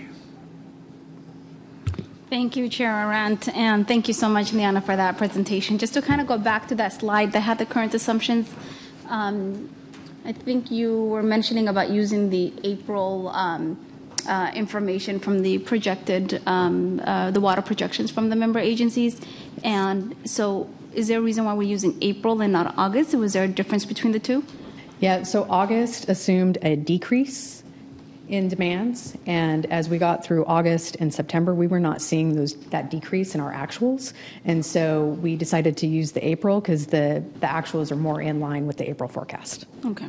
And then for the water purchase treatment, if we can go to that slide as well, notice the range between, I believe it was 603 and 680 million. I think it was a couple of slides later. Just a quick question. Is there a breakdown of the water source, like just to kind of give me a little bit more information, it doesn't have to be right now as well, like which of the water sources are the most expensive compared to the least expensive? We can get that for you. Thank you. Director Leahy.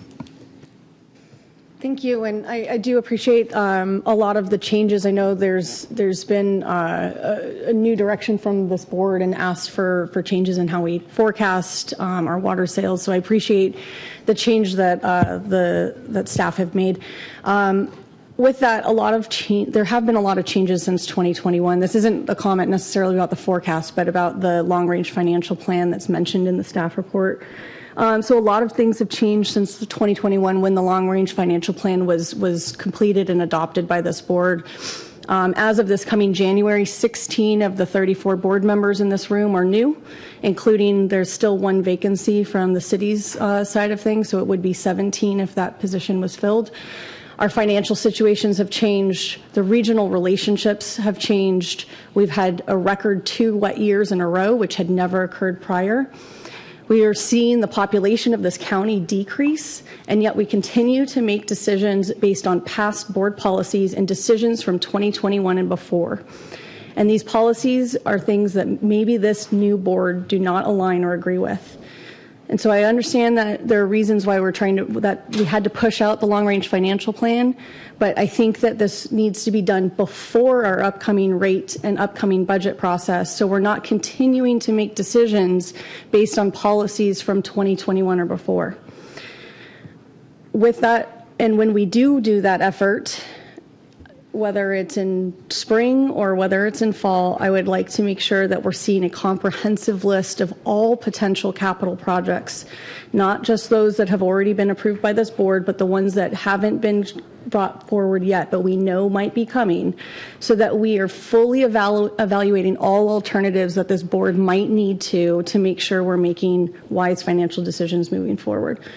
So again, I'd ask that we try to get the long-range financial plan done before the budget and before the rates, so we're not having the issue of whether or not these things meet policy levels that have not been updated or addressed since 2021 or before. Thank you. Good. Response? Chair Rant, yes, I do. Thank you, Director Leahy.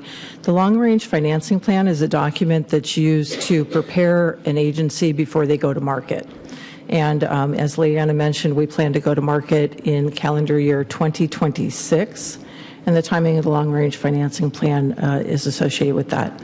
In response to the comments about the policies being outdated, in consultation with the officers, those policies will be revisited and brought to the board in January. Thank you. Okay, thank you. Director Smith. Thank you, Chair. I'm not on the committee, and I appreciate the opportunity to make some comments. If you could go to slide 37, you talk about using Metropolitan Water District's 10-year forecast of rates and charges. So just an acknowledgement of some of the rate pressures that we're having at Met that aren't included in that 10-year. So I believe you took the 10-year that was approved, which does include Pure Water.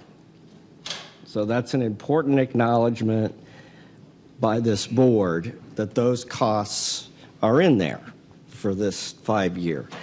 But some of the other ones that are not in this is the state water project dependent areas. And I just had a conversation yesterday with finance about coming up with some sort of table to show the board these rate pressures on a high level. That's 3%. Water sales, 8% for every 100,000 acre feet. The car, vehicle, and charging station requirements were not included in their budget. That's 1 to 2% rate increase. The Delta Conveyance Project, 3 to 6% rate increase. The Camp for Water projects and programs, obviously that is so big, I don't have a number for that. State water project subsidence, 6 to 9%. Increased staffing, 2%. So I went through all this yesterday, and I know you're acknowledging in your report some of the risks there. And if you were to do a high-level comparison where we're saying plus or minus 10%, it just might not fit within the plus 10%. If you added all those up, use the rule of thumb of costs at Met to cost here is like a 2 to 1, right? So just an acknowledgement that there's still a lot of rate pressure that we're seeing up at Met. And that's why we see time and time again, and I've heard our chair Serrano talk about it, is we think the next rate's going to be 14% or 17%, and then when we're there, it's 20%. What happened? So that's why I'm bringing it up. And then if you could go to the slide 39, which Director Abdullahi mentioned, and I think it's been brought up before, the take-or-pay contracts, the transfer is $280 and the desal's $50. So that's $330. So what happens after 2026 where we have take-or-pay contracts but our sales are below that number? And I know our general manager is working on that issue and has worked on those issues this year and for next year. But it's another recognition that there's a lot of hard work to be done.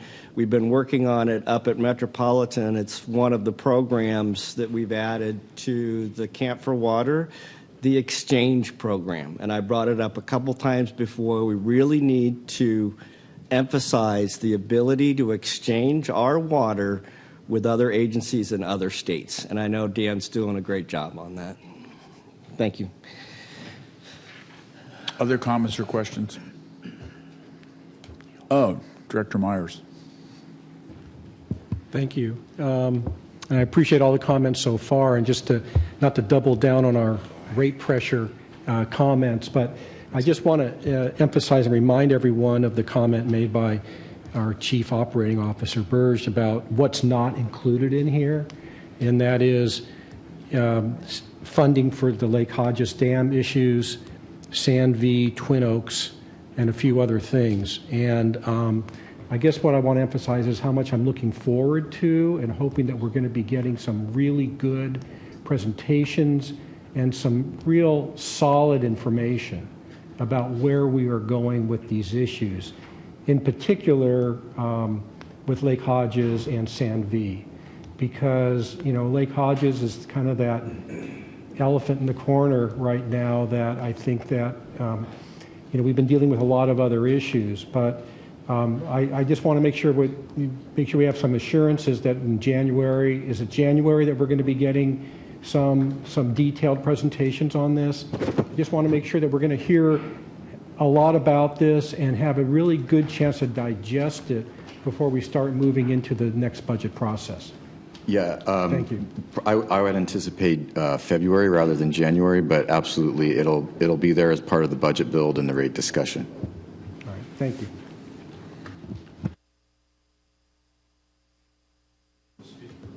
Yes, just one more comment. Thank you so much, Chair Arendt. And thank you, Director Smith, for your comments as well. So just out of curiosity, are there any projects in this 5-year outlook that have not already been initiated under our current capital program? All the projects that are in there are in the current CIP, with the exception of those master planning studies that are, you know, forecasted to be. But the board will consider the master plan in February. For the master plan, thank you. I see no further questions. Thank you, Leanna. Great report. Appreciate it. We'll now hear from Pierce Rosnum, our financial planning manager, provide an update on the calendar 24-25 rates and charges performance.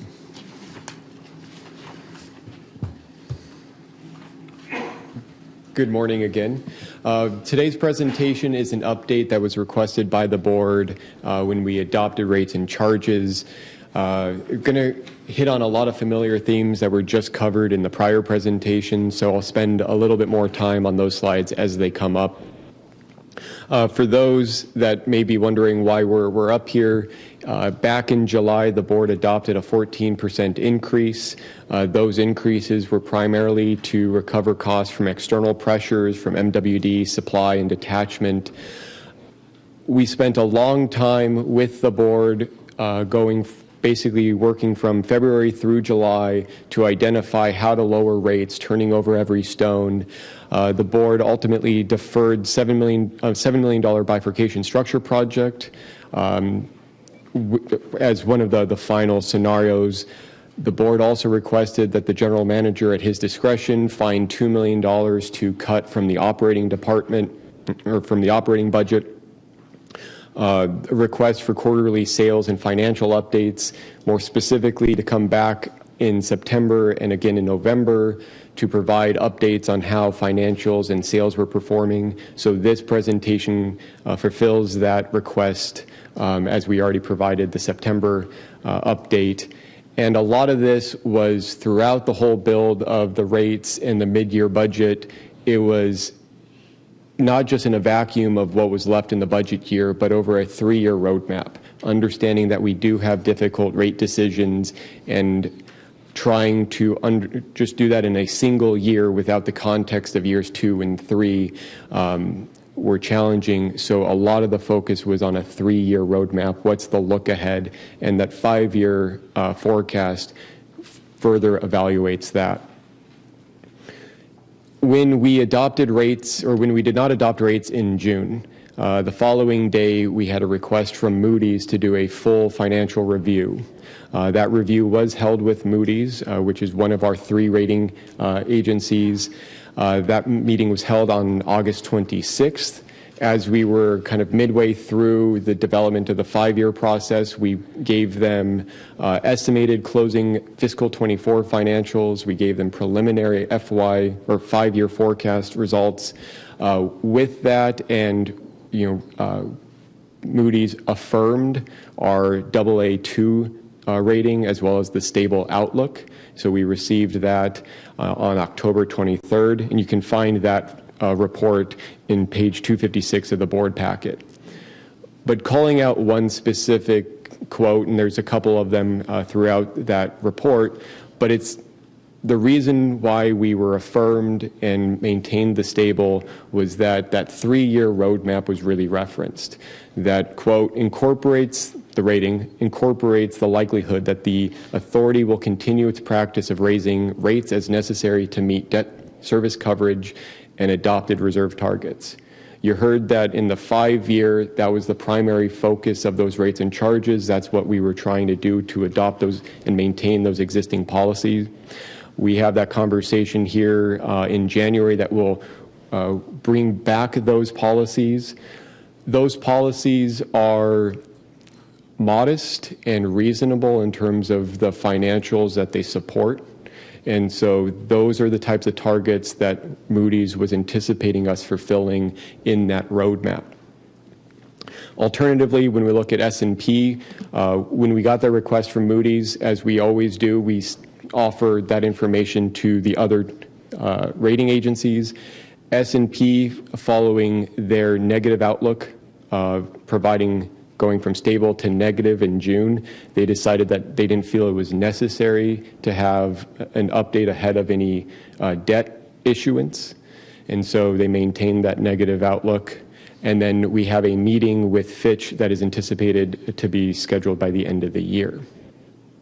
Once we receive a report from that, we will report out to the board as well.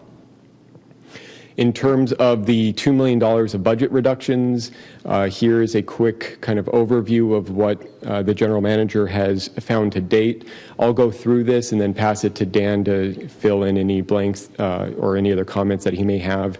What we have here is $250,000 from the general counsel's office of anticipated savings from performing services in-house, $140,000 from the Colorado River program, again from doing services in-house, kind of delaying and reprioritizing what we can and can't do. Water resources, $607,000, again from vacancies, reduction in professional services, and using grant rather than operating fund revenues for funding. And then equipment replacement fund, almost $600,000 in savings from performing major software upgrades in-house. If you add that up, it's about $1.6 million, so there's still work to be done, but the general manager is going through and trying to identify where additional savings can be, as well as the potential operational impacts on that. So Dan, just passing it to you. Yeah, thanks, Pierce. Just really quickly, on the top item there, the general counsel savings, a lot of that's going to be tied to what happens with the Met litigation. It's tied to attorneys' fees related to an appeal process that may start as early as April. So if that goes forward, then this will come off the list. A lot of this stuff, including that 250, would be permanent reductions. Some of it, however, are temporary. So some of those temporary reductions, of course, would be the vacancies that we're reporting right now, savings from vacancies, as well as some items related to the equipment replacement fund. So we're still looking to have $400,000 to go. And we'll report back to the board when those funds have been determined. Moving on to water supply, so really, the comment from Director Smith in terms of our water supply portfolio and what we're looking there, this continues to be a constant and ongoing focus of this organization. As Leanna mentioned, water supply and purchases is our biggest chunk of the budget, and so we're looking for what opportunities may arise. In 2023, we had a water deal towards the end of the calendar year that saved $20 million. In water supply purchases. We're looking and we're currently in process of replicating that deal for calendar 24. So 50,000 acre feet of water is being made available to be left in Lake Mead. And so that, because everything has gone up in terms of cost of water, is now a $22 million savings to the Water Authority. There are some mechanics behind the scenes in terms of trying to make that work. Essentially, by leaving that 50,000 acre feet of water, we're buying 50,000 acre feet from IID as well as 50,000 acre feet from Metropolitan. So there's a big carrying cost of water. But at the end of the day, by the close of fiscal 25, we should be fully reimbursed and see those savings. But until then, we'll have some cash flow challenges that we will need to monitor. And then, of course, desal, we're looking at opportunities. So not only on our imported water from the IID and QSA supply, but also making the most use of our desalination plant. Back in September, I provided a quick update on detachment. So Rainbow, as of November 1st, has officially detached. With that detachment, there is an exit fee that is nearly $16 million that is payable to the Water Authority. We've received roughly $3.2 million of an initial installment payment.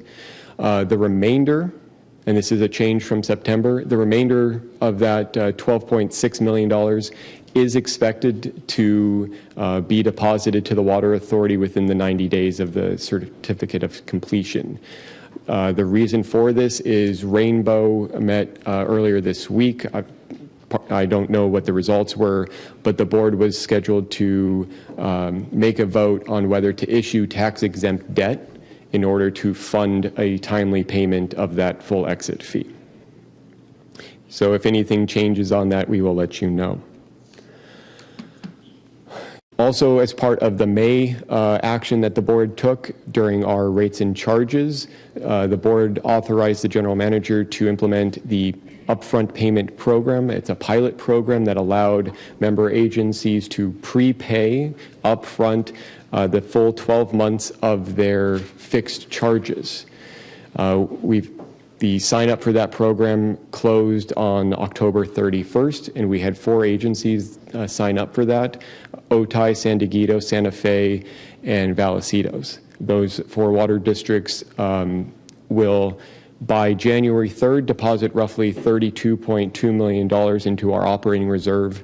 What that does is it temporarily buoys our operating fund and our cash position, which is great, understanding that we have that cash squeeze because of the 2024 water deal, and this just provides additional operational flexibilities. So rather than paying 12 equal installments of those monthly fixed charges, they received a slight discount for a 4% discount for prepaying upfront. Critical to all of this throughout the whole process, with rates and charges trying to keep everything as low as possible, is the focus on cash flow and reserves. That continues to be a critical item for staff. When we closed fiscal 24, our unrestricted funds, so excluding basically the construction fund, dropped $33 million or 13%. We're about $100 million below our 150 days of cash target. And so those financial positions don't leave a lot of leeway here in terms of financial flexibility. So we're going to continue to watch the carrying costs of the water. We're going to continue to monitor water sales. As was alluded to earlier, we have an August update from the member agencies in terms of a sales forecast. So our water sales right now are about 55,000 acre feet below year to date where we expected them when we set calendar 24 rates and charges. We knew a lot of that when we were setting rates and charges this summer. While that started to kind of balance out there in June and July, you can see in September and October, we've bounced back up a little bit in terms of missing the forecast from what was originally set for rates and charges. On the right-hand side of the screen, you'll see we have the member agency sales survey. So in years past, we used to have Water Resources develop the sales forecast for rates and charges using the information that they had in terms of expectations of water sales, local supply, and those types of things. We've now kind of outsourced that to the member agencies in terms of providing a survey. And we've done that a couple times. Typically, we would do that a couple times during the rate setting cycle. We had an initial survey in January of 334,000 acre feet of total purchases from the member agencies. In April, that was revised down to 316,000 acre feet. That is what we based the budget on. That's what we based the 5-year forecast on, and that's what we based calendar 25 rates and charges on. Subsequent to that, we were hoping that we would resurvey and we'd see an increase in the survey results. But the September survey showed about a 6% drop in demands. The November survey was a further drop, but just of less than 1%.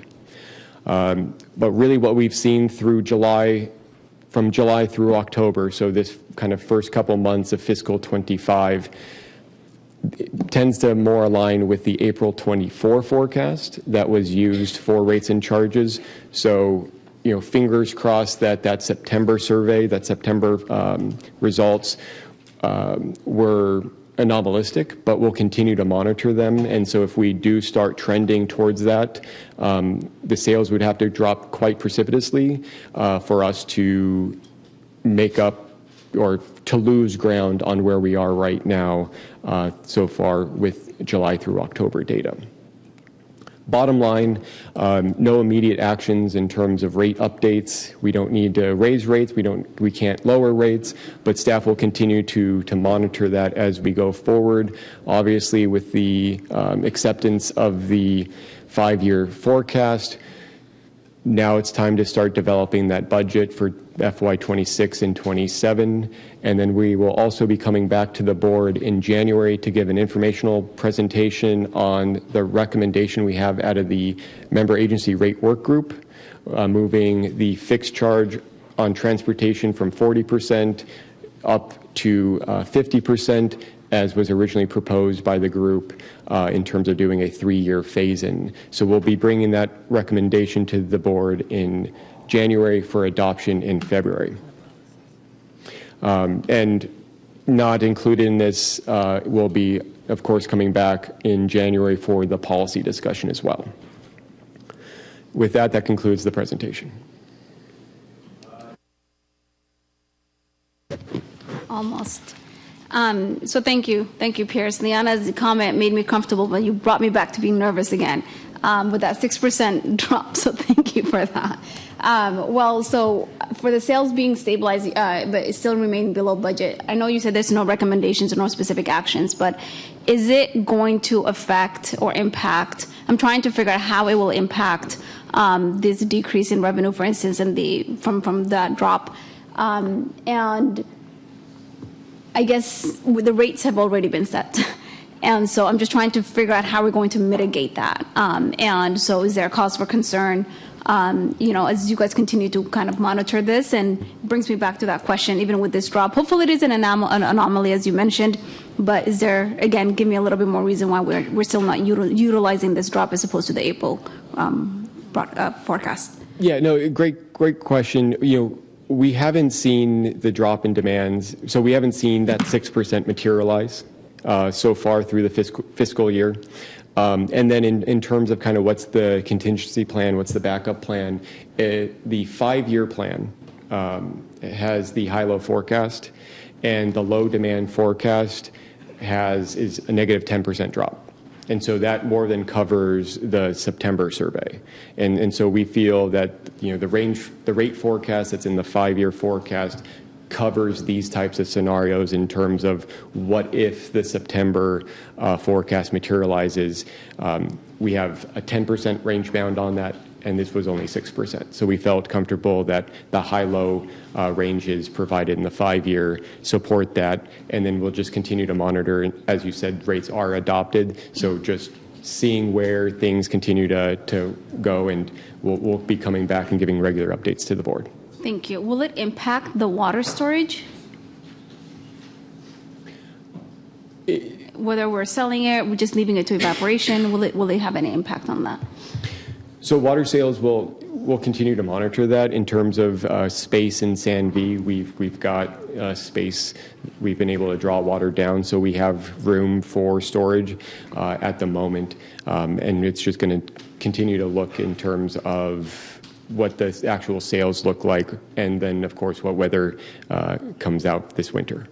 We'll see. Thank you so much. And the last question, this one directed to the general manager. For the cuts, for the budget reduction, is it all at one time, or is it going to be just ongoing cuts from what you mentioned? So what I was alluding to, some of the stuff will be permanent, so it'll carry into the next budget cycle that we're going to start talking about in the spring. But some of the issues like savings from vacancies, what you will see as far as a staff proposal going forward will be an assumption, the vacancies in particular, of filling those positions.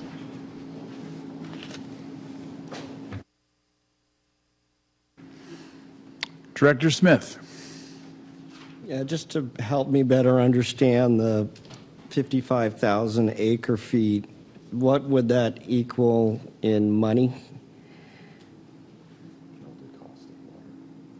Yeah, so roughly it would be $75 to $80 million of revenue impact that we lost for that sales. Okay, and then to convert that, and I was mentioning that Metropolitan, every 100,000 acre feet is 8%, but every agent's different. So if we would have included that in our rates, that 70 to 80 million would have been a what % rate? Yeah, so the 75 million would have been revenue lost. There would have been the associated, 55,000 acre feet of water purchases that did not occur. Right. And so net, it would have been about depending on exactly where that demand occurred, you're looking at probably about $15 million of net financial impact. Which is about 3%? So that would be, yes, that's a good ballpark. Okay. So I just think that's helpful for board members to equate water with money and rate impact. So thank you. Yeah. Director Sakai. Thank you, Mr. Chairman, and thank you. I really appreciate your updates so that we can continue to monitor and track what's going on. I do have a question. If we could go to slide number 51. So with water agencies that are going to be pre-purchasing and giving us all the money up front, my question is whether this is going to have any effect on increasing costs later as far as utility costs or electrical costs. Are they prepaying, or is it going to cost us more money to deliver the water later, I guess is my question. No, so this is purely on the fixed expenses or the fixed rates and charges. So this is nothing to do with volume or delivered water. Okay, all right, thank you. Director McMillan.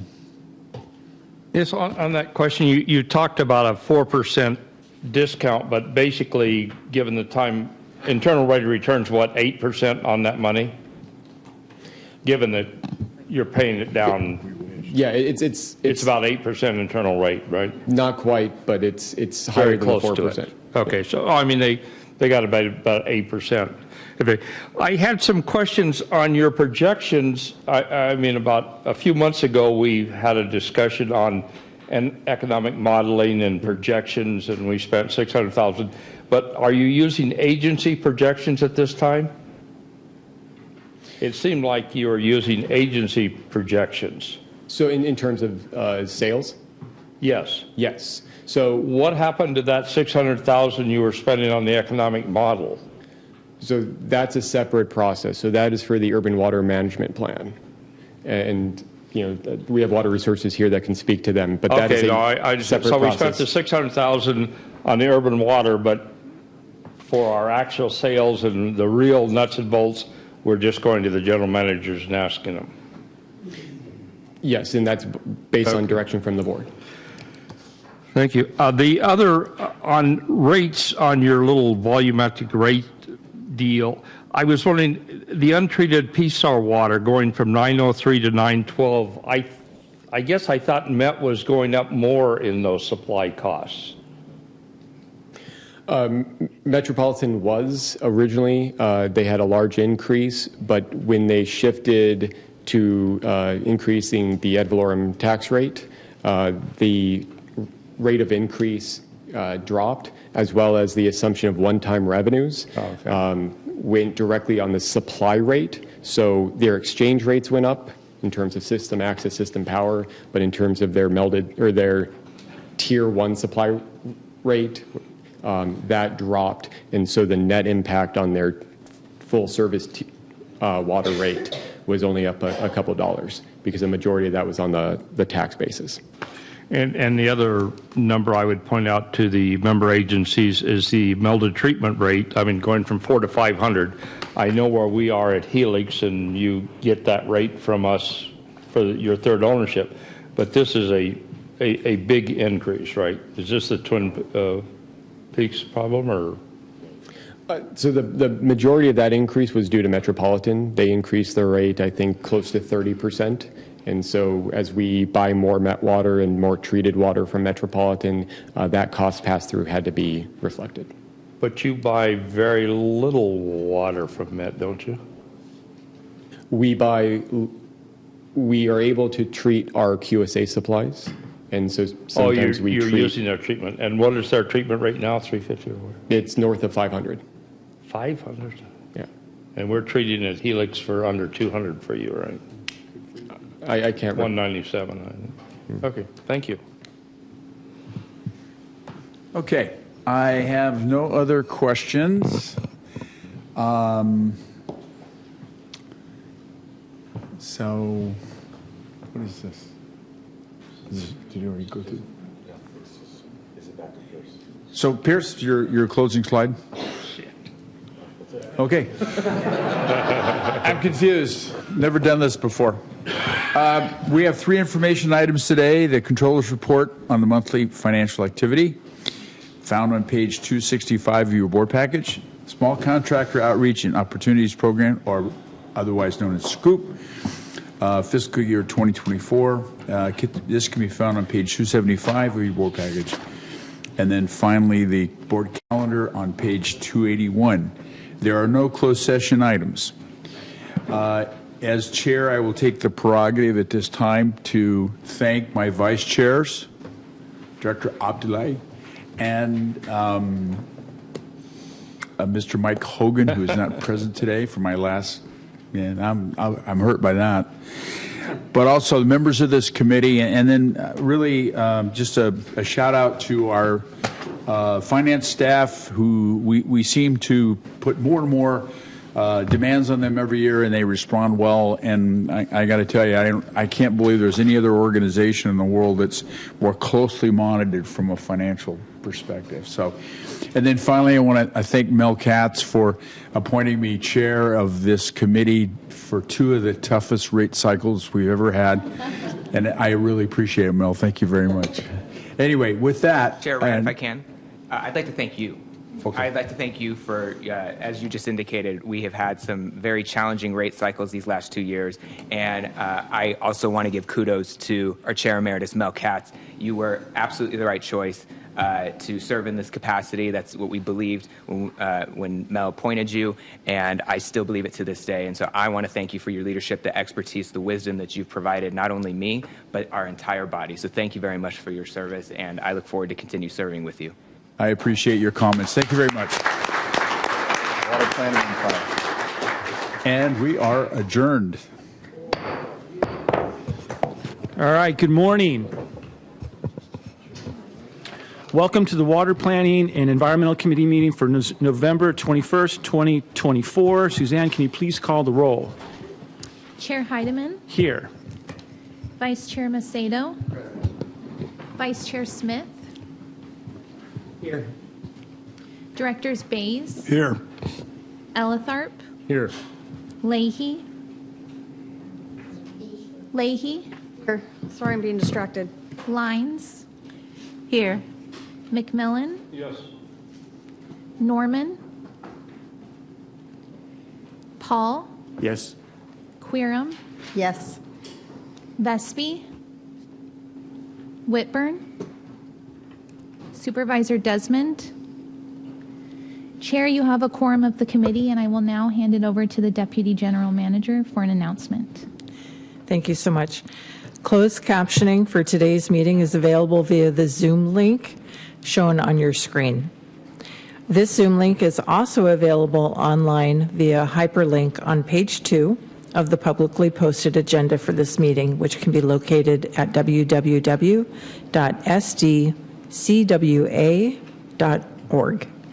Thank you, Chair. Thank you, Suzanne. Thank you, Tish. So I don't have any additions to the agenda, and at this time, I'd like to ask if there are any members of the public wishing to comment on any item listed on the Water Planning and Environmental Committee meeting agenda.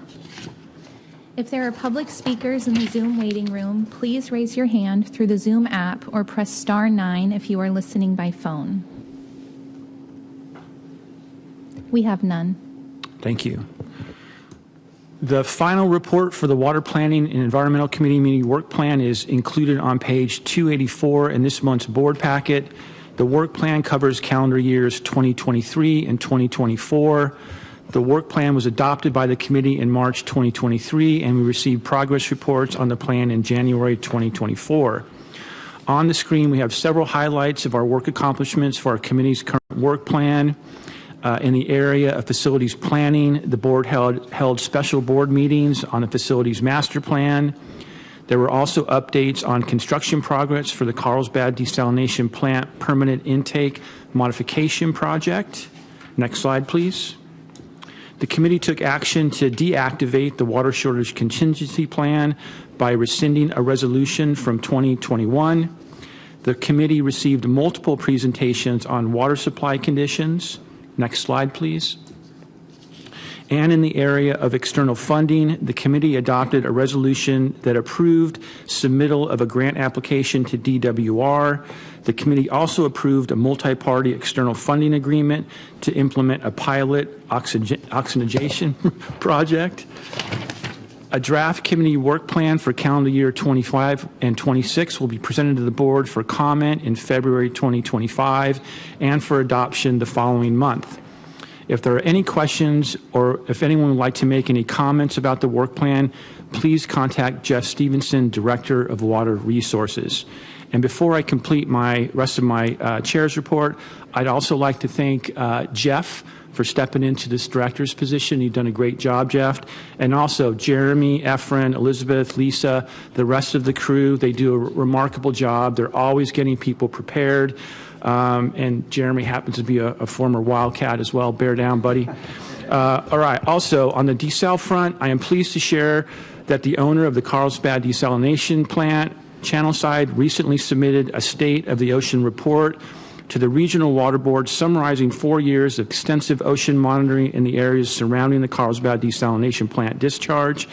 The study concluded that plant operations result in an environmentally safe discharge with no negative environmental impact. Details of that study will be shared with California's Natural Resource Secretary, Wade Crowfoot, next month and highlighted at the CalDesal 2025 conference in February. Are there any directors that have any comments? Not seeing any, so we're going to move. Oh, my bad. Director Paul. Yes, thank you.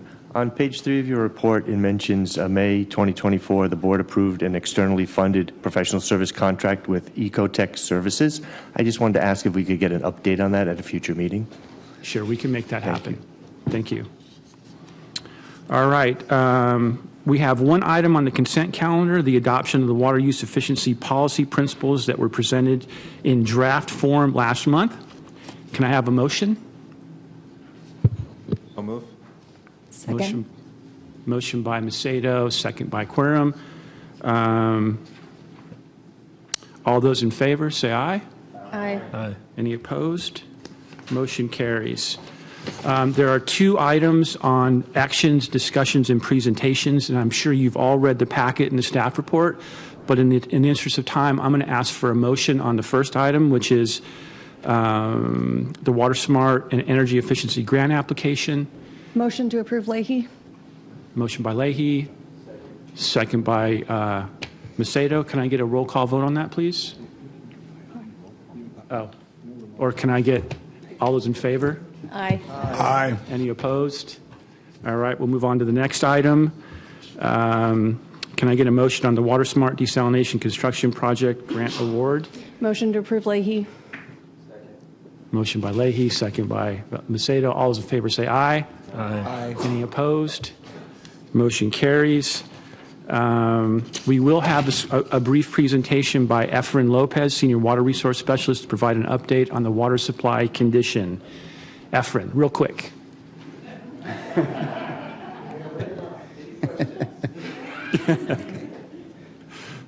So, good morning. It's almost lunchtime, and today's presentation will provide you a update on water supply conditions update. So as you know, water year 25 started October 1st. Precipitation has been a slow start with October and November below average conditions. Here in red, you can see the Northern Sierra Aid Station Precipitation Index, currently at 48% of normal with 3 inches of precipitation.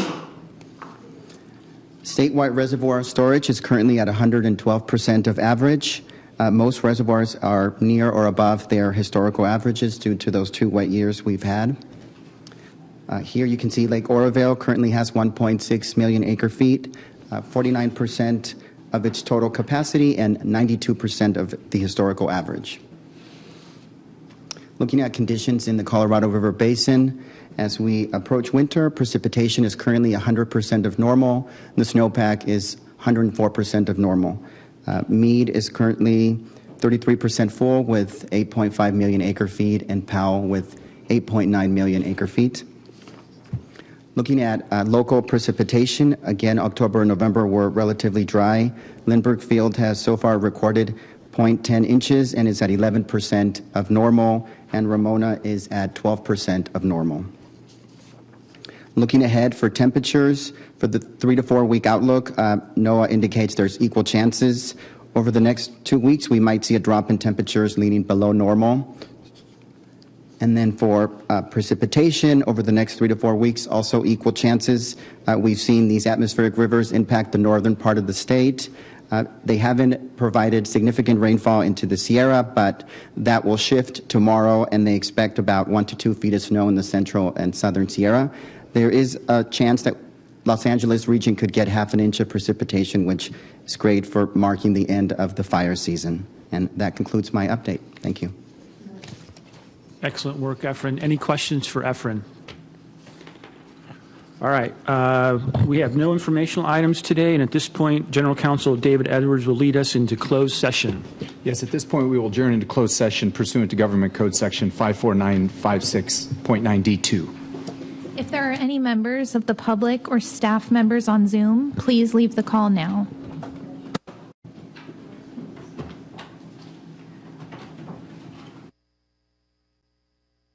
We have emerged from closed session with nothing to report.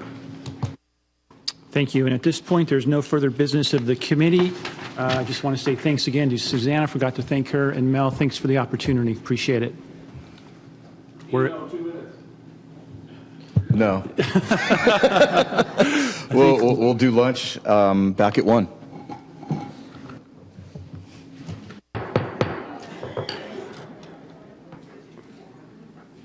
Good afternoon, everyone, and welcome to the November 24 meeting of the Water Authority Engineering and Operations Committee.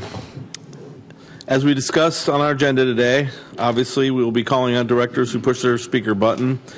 Please, as always, limit your comments to matters that are already have been addressed, and state all your points so everyone will have a chance to speak so we can move swiftly through our agenda today. I will start off with our roll call. Roxanne? Chair Scalzetti? Here. Vice Chair Ellithorpe? Here. Vice Chair Macedo? Here. Directors Abdullahi? Here. Arant? Here. Bukowitz? Here. Castañeda? Fong Sakai? Present. McMillan? Yes.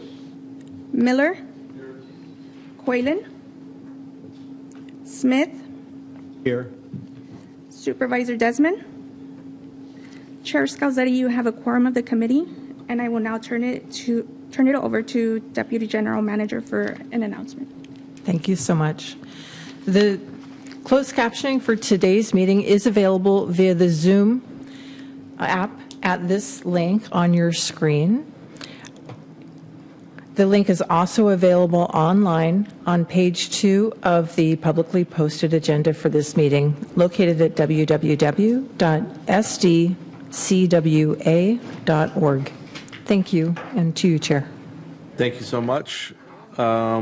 Is there any additions to our agenda today? I see none. Okay, moving right along. How about, do we have any public that would like to make comment and address the committee on items contained on this agenda today? If there are public speakers in the Zoom waiting room, please raise your hand through the Zoom app or press star 9 if you are listening by phone. I see none. Okay. All right. Making my last chair's report, our final report of my tenure here at the Engineering Operations Committee Chair. Our final report will be for our work plan 2023 and 24. Can be found on page 308 in this board's packet. The work plan covers calendars 23-24. The work plan was adopted by the committee in March of 2023, and we received progress report on the plan in January 2024. In this presentation, I'll be covering just a few highlights of our accomplishments from our committee and current work plan. Can we have the slide, please?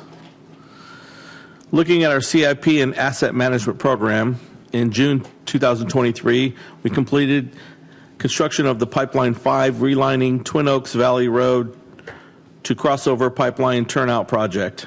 This critical project relined approximately 1 mile of 96-inch diameter pre-stressed concrete cylinder pipe with steel liners to provide an additional 75 years in service life, ensuring a safe and reliable water supply via the Water Authority's second aqueduct.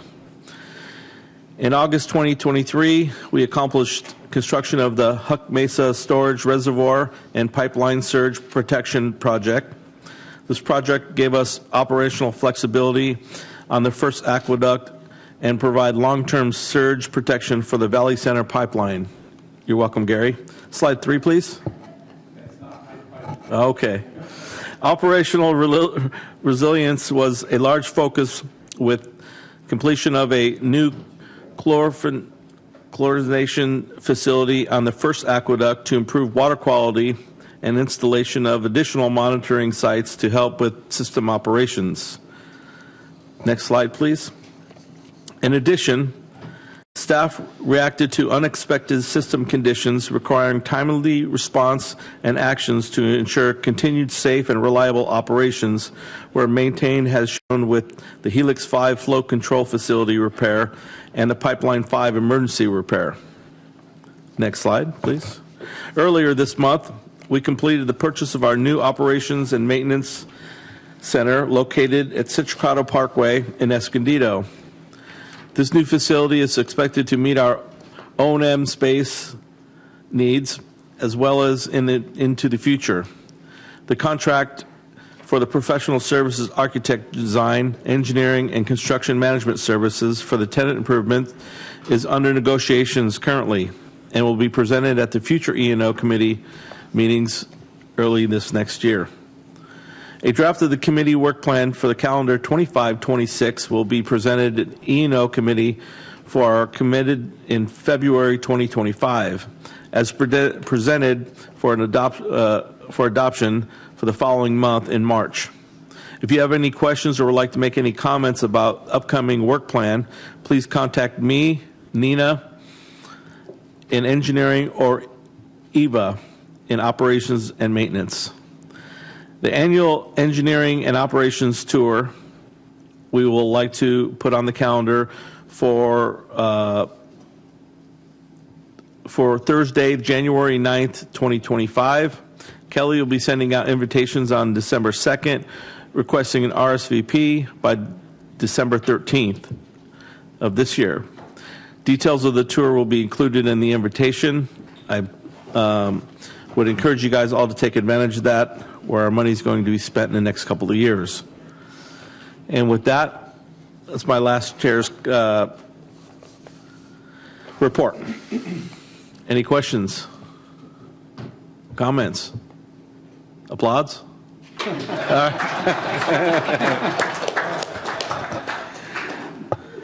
All right. Do we have any other directors' comments? Anything from our vice chairs? No? Our consent calendar, we have one item on our consent calendar, is a diving services contract with the Brenham Company for cathodic protection systems, replacement of aluminum dam inlet, outlet, tower gate structures. Is there any comments on this contract for diving services? So move. I have a motion to approve. We have a second from McMillan. Can we have a roll call, please? Chair Scalzetti, Yes. Vice Chair Elathorpe, Yes. Vice Chair Macedo, Yes. Directors Abdullahi, Yes. Arant, Yes.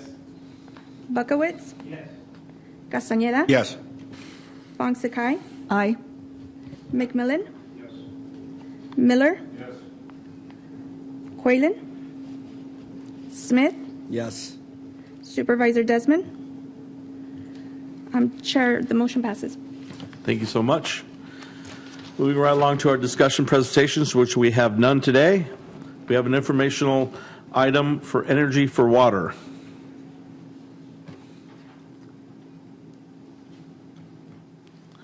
I guess that's in our packet? Okay. Correct. That is in your pocket.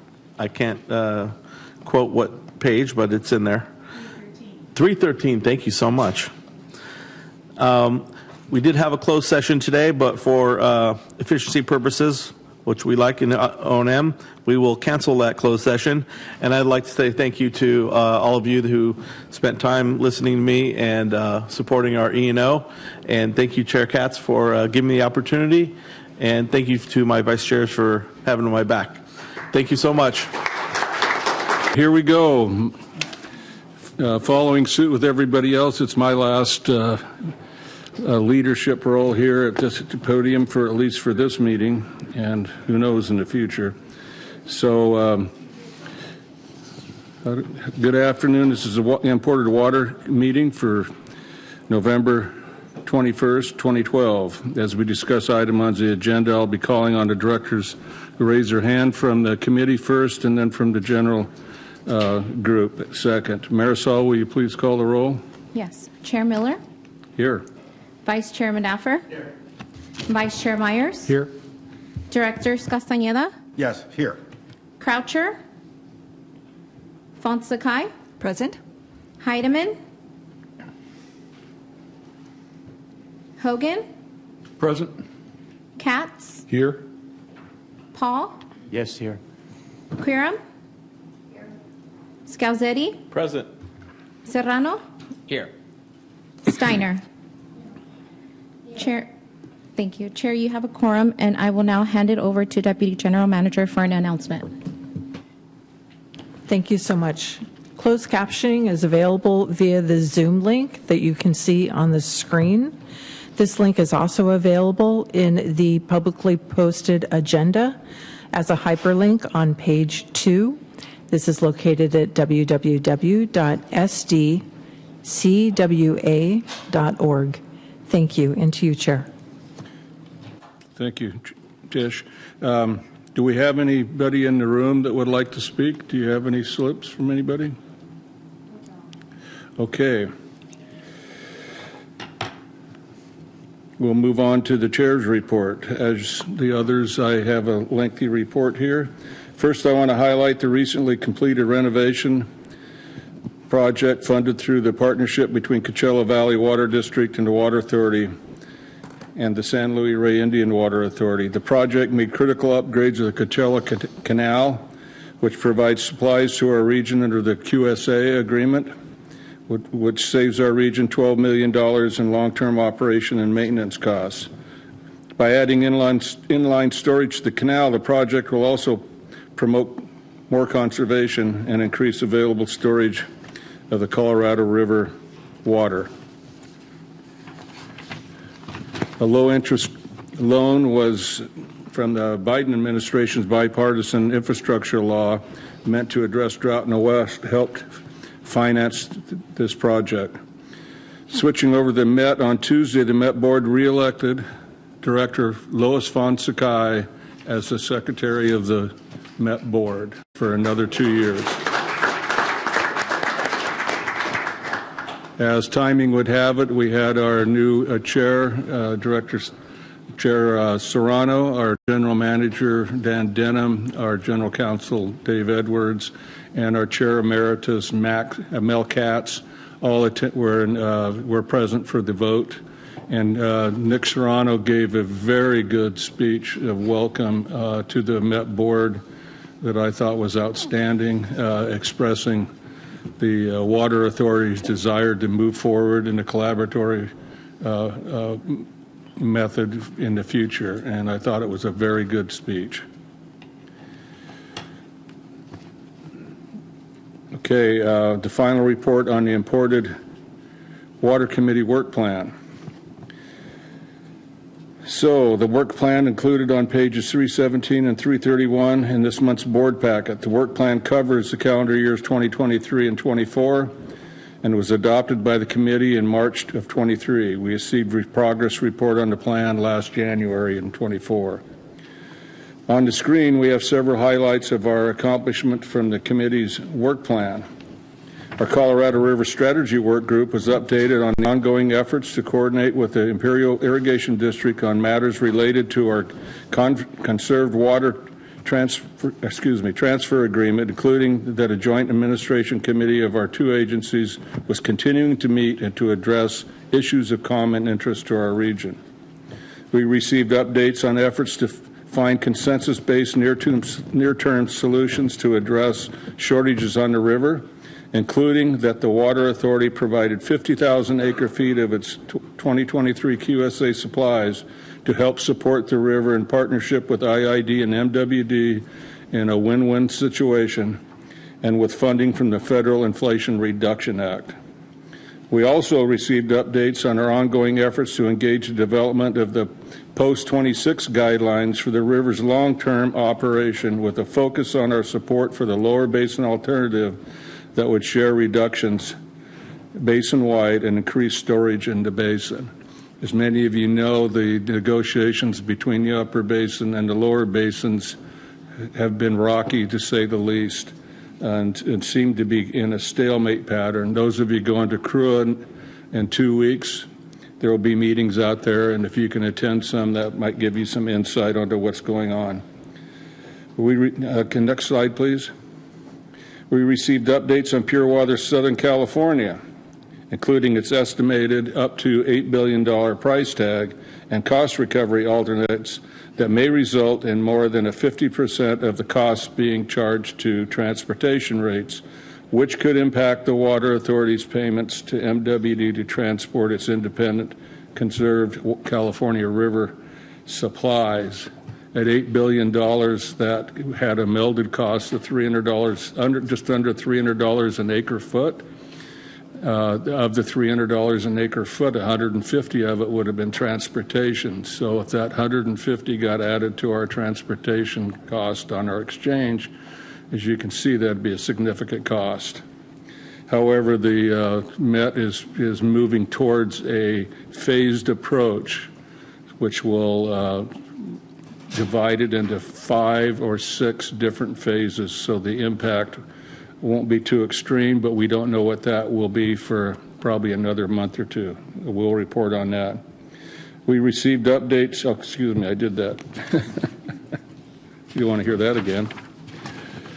We were kept up to speed on the Met's budget and rate development, including the Met delegates' work with our colleagues on the Met board on development a compromise budget approach that led to Met adopting lower than originally proposed rates and reducing the Water Authority's 25 rate increase by 2%.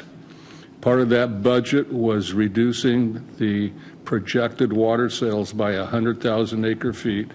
And that effort was led by Director Smith, and it gave the forecast a more realistic number. And as we speak right now, that number is tracking 15% lower than what they had budgeted back then. We were informed by our Met delegates' success in obtaining a due diligence report from Met on the islands that they own in the Bay Delta. It's approximately 20,000 acre foot and 4 different islands. For the new people in the room, an island is not what you would think of in the ocean. It is an area of land that is surrounded by the delta levees, and they're called islands for that reason, that they have the levees surrounding the land. The report highlights the risk of Met's ownership of the islands, as they are valued at 80% of what they paid. They bought the islands in 16 for $175 million, and the appraisals are under that price at this point. And so we had a report from them, an extensive report on that, how those islands are working.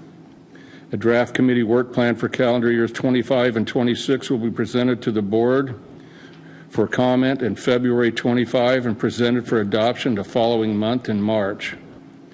If you have any questions or would like to make any comments about the work plan, please contact me, Alexi Snell, in our Colorado River program, or Liz Mendelson-Husens in our MDW program.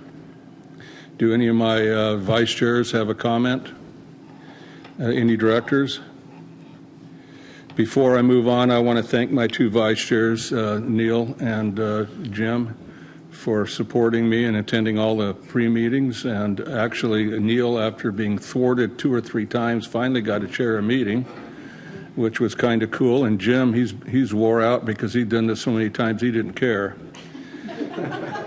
And I want to thank the staff that supported me, and our staff has done an excellent job. Amy Chen, who's just retired, a fountain of knowledge. She was key to keeping us all on track. Now it's being administered. Our helper now is Liz, who does an outstanding job along with her people and that support her, Marisol and Sophia and others. So they did a great job, and they do a great job for us. So we don't have anything on the consent calendar for this month, so we don't have to vote on anything, but we do have the Met delegates report. I'll lead off with Tim Smith. Thank you, Chair Miller. We received financial projections for the fiscal year in our first quarter fiscal year report. And like last year, we're facing another revenue gap due to below budgeted water sales, as Chair Miller mentioned, of about 15%. Met is projecting water sales, which will be more than 100,000 acre feet, lower than the budget, even though the board lowered the sales budget assumption by 200,000 acre feet from prior year assumptions. And as of now, Met projects drawing down reserves this fiscal year to less than $50 million above the minimum target. To manage this kind of shortfall, Met uses tools such as shifting PAYGO revenues to fund O&M costs, which in turn requires the issuance of unplanned debt, which adds to rate pressures over the long term and also disrupts the planned generational equity for payment of CIP costs as well as cost of service. Met also uses expensive line of credit as a tool. The business model, which will look at Met's reserve policy along with other business model changes, has been delegated to a member agency manager's ad hoc work group, which reported yesterday on their progress in developing 15 potential actions. And they have 5 primary themes, which Director Goldberg will discuss further later. Thank you. Thank you, Director Smith. I'll take up the next section. This month, just in the last couple of days, the Met Board adopted a resolution supporting the Met's application for a federal grant for the construction of the Pure Water Southern California. It was originally submitted for $125 million. The state came back, or not state, the federal government came back with a $99 million approval, and just recently in the last few days has granted the full amount of $125 million. The $125 million grant is subject to a matching of 3-by-1, meaning the Met has to match it with $375 million to get $125. However, the structure of the grant is that we can apply for grant money to reimburse what we have spent or are spending. So it isn't that we have to go out and drop $375 million on the spot. We can spend, as we spend it, we can ask for reimbursements. At this point, they have stated that they are online to be able to receive $45 million of that grant because the feds are letting them go back to 2020 and recover those costs that they have spent money on. The estimated cost of pure water initially was $8 billion. Recently, the LA Sanitation District upped their participation rate from 5% to 40%, and that is basically the construction of the advanced membrane purification facility that the sanitation will eventually need in the future, even if they don't build pure water.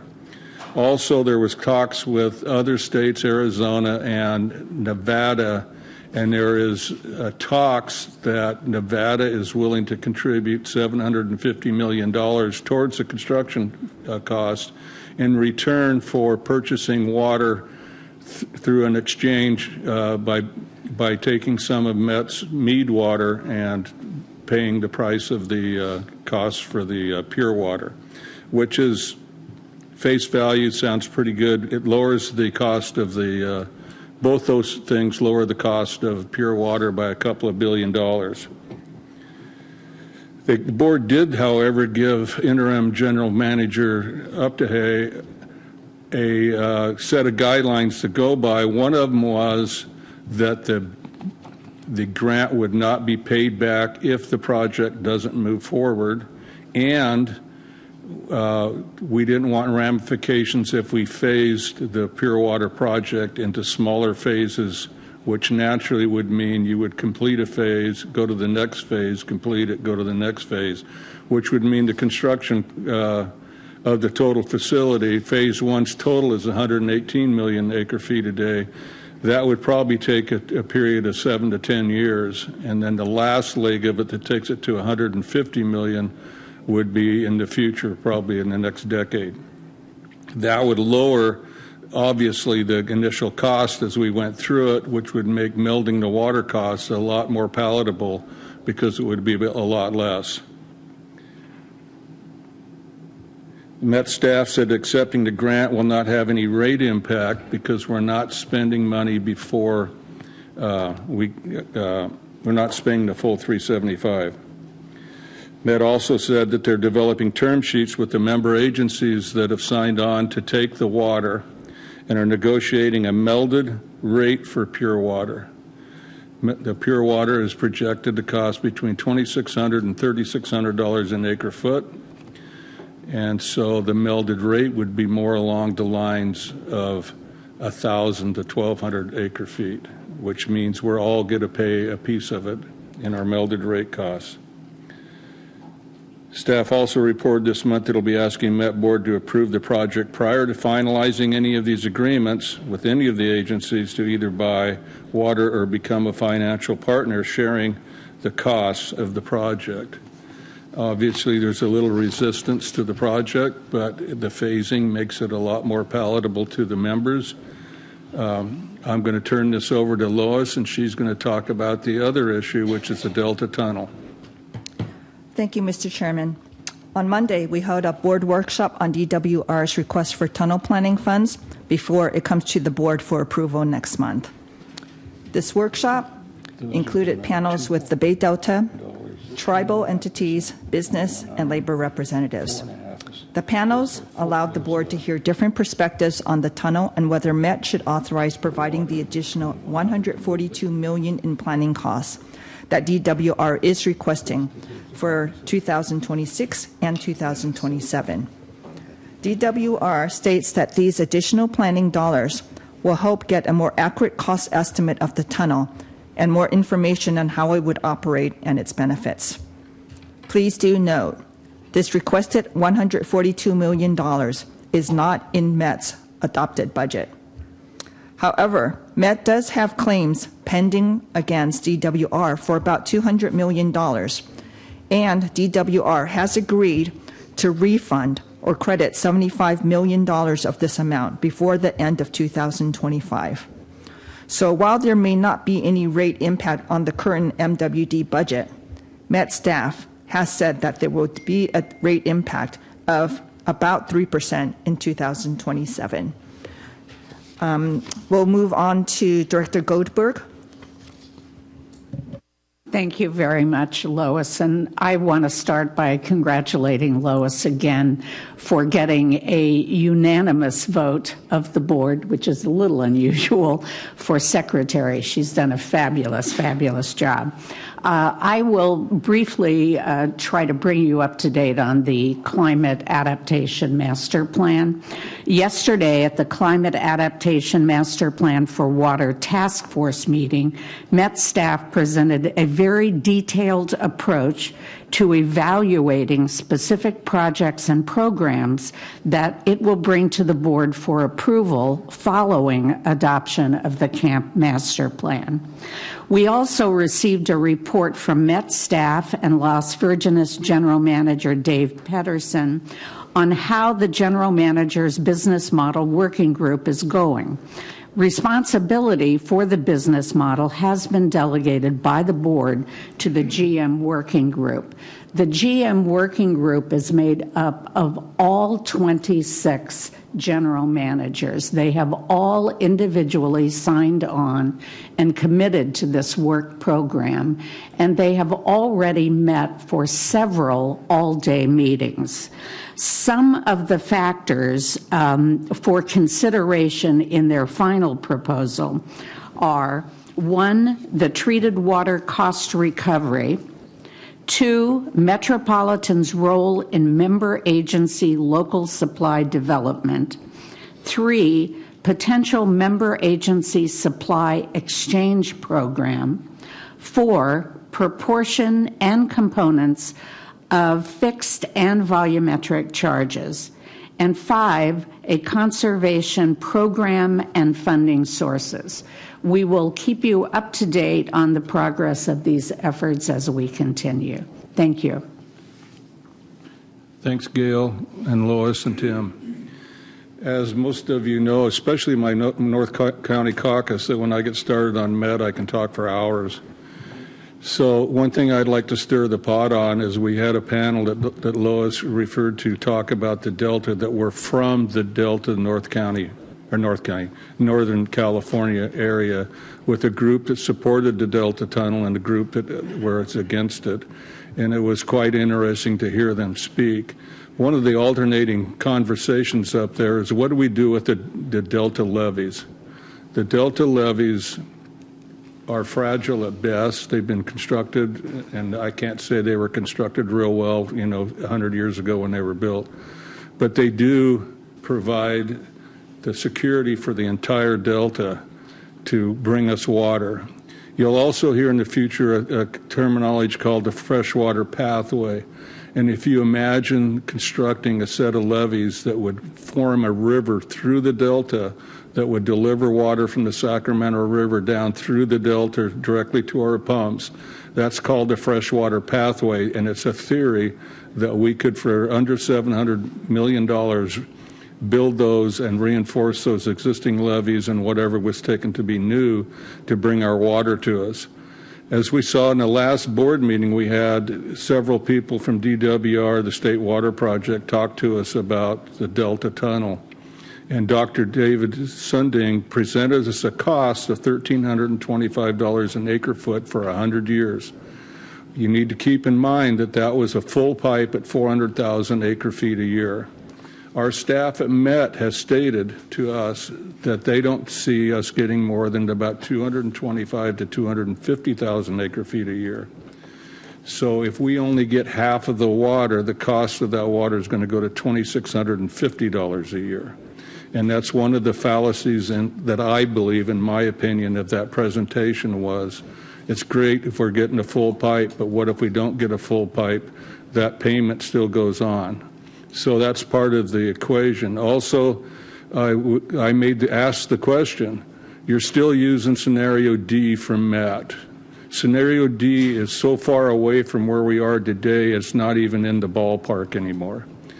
So when you use scenario D to justify all of your cost studies, there was no answer to when I said, what if scenario D should be scenario A?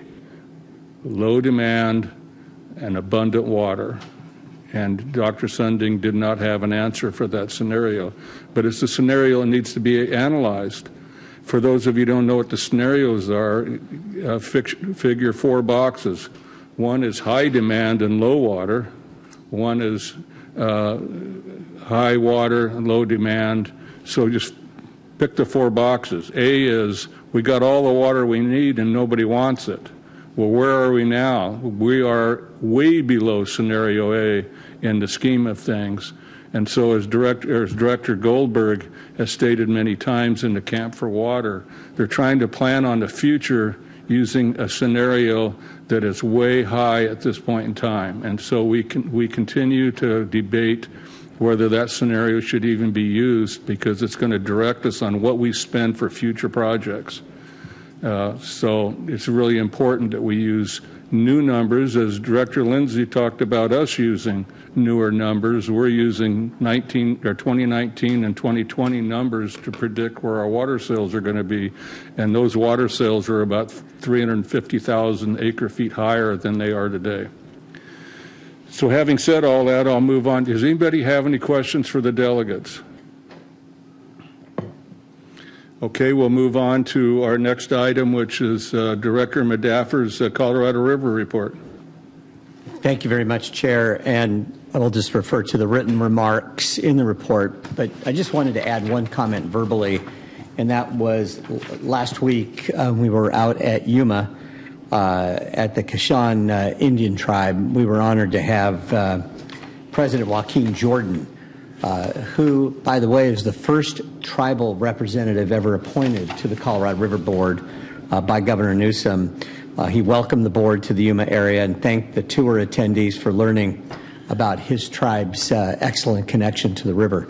We spent the entire day touring from Imperial Dam, which is the beginning of the All-American Canal, all the way down to where we literally crossed into Mexico through the border gate, where you could see the Colorado River continue on into Mexico. Obviously, this is very important as we work with the Bureau over the next several months. We'll hear a lot about it at CRUA coming up next month, or really in a couple of weeks. Can't believe CRUA is in a couple of weeks, where we'll continue those discussions. But I just wanted to make reference that the significance of the tribal partnership that the Colorado River Board has, and frankly, and I'll leave it to our General Manager Denham to talk about it at some point in the future, how important the tribal relationship is for the Water Authority as well. Thank you. Thanks, Jim. I jumped over one issue. Next, we'll have our my boss, Liz Mendelson-Husens, will give us a Bay Delta update. Wow, I didn't know I got a promotion too. Wow, thanks.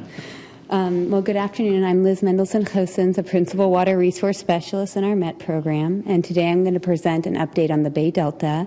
The accompanying memo for this presentation can be found starting on page 332 of your board packet. California has the country's most variable precipitation. In addition to hydrology, regulations and a changing climate are impacting state water project supplies and can make them more variable. I've listed some of the key regulations that are under development on this slide: the biological opinions that relate to endangered species, and the Bay Delta Water Quality Control Plan. These factors impact exports from the Bay Delta and lead to variability in state water project supplies. You can see on the bar chart on the top that Met state water project supplies vary significantly year to year. Since regulations went into effect in 2008 through 2009, you can see Met's average state water project supplies have declined. Additionally, the continued ecological decline resulting from a number of factors like invasive species, water exports, and others can also lead to impacts on exports. Climate change is also expected to reduce state water project yields, which is depicted on the chart on the bottom of the slide. The current iteration of the Bay Delta Fix, the tunnel, is now being described as a climate adaptation measure. The tunnel is still in the planning phase, and DWR is working on securing main permits for its potential implementation. One key permit relates to its water rights to change points of where the state water project diverts water. Another key hurdle is securing consistency with the Delta Stewardship Council's Delta Plan, meaning showing the project does not negatively impact the state's co-equal goals policy of improving water supply reliability and protecting and restoring the Bay Delta ecosystem. The tunnel has already been subject to litigation, which is ongoing. Some of the litigation is related to the project's environmental review, while another one relates to DWR's ability to issue bonds. Litigation may impact project planning and implementation timelines, and should the tunnel be implemented, DWR's approach to financing the tunnel. The tunnel has an updated price tag of $20 billion and is described as offering two main benefits. The state's cost-benefit analysis found that the project has a benefit-cost ratio of 2.2, meaning that for every dollar spent on the project, it generates $2.20 in benefits. This analysis is largely based on reductions in projected water shortages, which is based on urban users' 2020 urban water management plans, except the analysis related to Met, the largest state water project contractor, with nearly 50% of state water project contracted supplies. For Met, the state used the highest demand scenario, Scenario D, from Met's 2020 IRP needs assessment. This scenario projects Met demands will be more than 600,000 acre-feet above where Met the projections in Met's 2020 urban water management plan for 2045, and more than 800,000 acre-feet more than Met's 2024 demands. When Dr. Sunding, the state's cost-benefit analysis consultant, visited our board, in response to Director Myers, he acknowledged that demand assumptions are very important in the calculation of the tunnel's benefit. Another benefit the project could offer is improved water quality.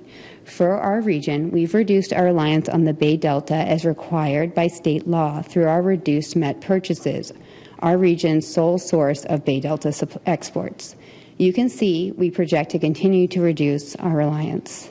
How much actual state water project water we get from Met depends on how it operates its system and hydrology. In recent years, the blend of water we've received from Met contains less than 5% state water project water. In 2023, this amount was less than 1%. When at Met, Dr. Sunding made clear that his cost-benefit analysis shows statewide aggregated benefits. So each contractor needs to do its own analysis of the tunnel's costs and benefits. Looking ahead, Met is expected to consider providing $142 million towards the tunnel's planning costs for 2026 and 2027. Due to a $75 million refund that Director Fong-Sakai mentioned, these unbudgeted planning costs will not impact Met's current two-year budget and rates. In 2020, the Met Board unanimously approved providing Met's share of the Delta planning funding of $161 million. In addition to securing permitting, this new round of funding is expected to yield an updated cost estimate and more information on how the project would operate. This would provide more information on the tunnel's cost and benefits, which would help inform Met's decision about participating in the project, which is anticipated in 2027. To support Met's consideration of its participation in the supply and climate adaptation project, of which Met's share would be about $10 billion, the Water Authority's Met delegates have urged Met to update data and information this CAMP process. As you'll remember, through Camp for Water, Met is considering the tunnel and other potential multi-billion-dollar supply and climate adaptation projects. As Director Miller mentioned, right now, Met is basing its Camp for Water resource development targets on the IRP Scenario D, while actual Met demands are tracking hundreds of thousands of acre feet lower, and there are changed conditions that should be incorporated into those projections. The delegates have also urged Met to identify the supply needs and their locations to support right-sizing any new investments and ensuring they can meet the needs where they are. Also, the Water Authority has been looking at optimizing the resources Met and its member agencies already have, which could be a cost-effective approach to meeting member agencies' needs. As recommended by Dr. Sunding, the delegates have also encouraged Metropolitan to do its own analysis of the tunnel's benefits, and also that Met fairly and equitably recover the tunnel's costs so that member agencies' costs are proportionate to the benefits they receive. That concludes my presentation. I'm happy to take any questions. Thanks, Liz. I stole a few of your ideas there. Any questions for Liz? Any questions on anything that we've discussed in imported water? If I don't see any hands, so we will go into, thanks, Liz. We will go into closed session. David? Excuse me. Thank you. We will now adjourn into closed session pursuant to Government Code Section 54956.9D1.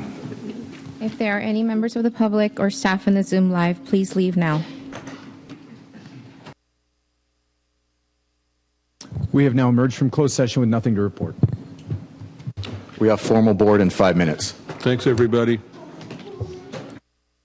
I'd like to call the formal Board of Directors meeting to order at 2:57 p.m. Today's meeting is conducted in person with all votes to be taken electronically using the voting panels at your seats. As we move through our agenda, I will be moderating requests to speak. To request to speak, please press the speaker button at your seat. We will move into our salute to the flag. Sorry I didn't get to talk to him beforehand, but Director Bays, would you please lead us in the Pledge of Allegiance? Madam Clerk, will you please call the roll?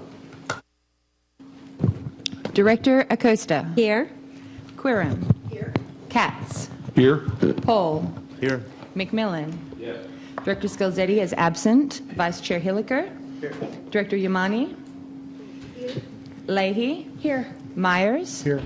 Director Croucher is absent. Director Smith. Here. Quaylen. Here. Director Ike is absent. Director Heidemann is absent. Director Norman. Here. Bays. Here. Abdullahi. Bukowitz. Here. Fong Sakai. Present. Macedo is absent. Medaffer. Here. Chair Serrano. Here. Director Steiner. Here. Director Vespi is absent. Director Whitburn is absent. Secretary Lyons. Present. Director Hogan. Present. Castaneda is absent. Director Ellitharp. Here. Director Arant. Here. Miller. Here. Ray. Here. Abdullahi. Thank you. Supervisor Desmond is absent. Chair Serrano, we have a quorum. Thank you. Madam Clerk, do we have any proxies? We have two proxies. Director Smith is the proxy for Director Croucher, and Director McMillan is the proxy for Director Skelzetti. Thank you and noted. Madam Clerk, are there any public speakers? If there are members of the public in the Zoom waiting room, please raise your hand through the Zoom app or press *9 if listening by phone. I have no speakers, Chair Serrano. Thank you. Are there any additions to the agenda? No additions. All right, we will move forward to the approval of the minutes. Before you, we have the minutes from the formal Board of Directors meeting of October 24th, 2024. I'll entertain a motion for approval. So moved. I have a motion by Vice Chair Hilliker. I believe that was Director Steiner. Yes. Madam Clerk, will you please open the roll? Please press your voting buttons now.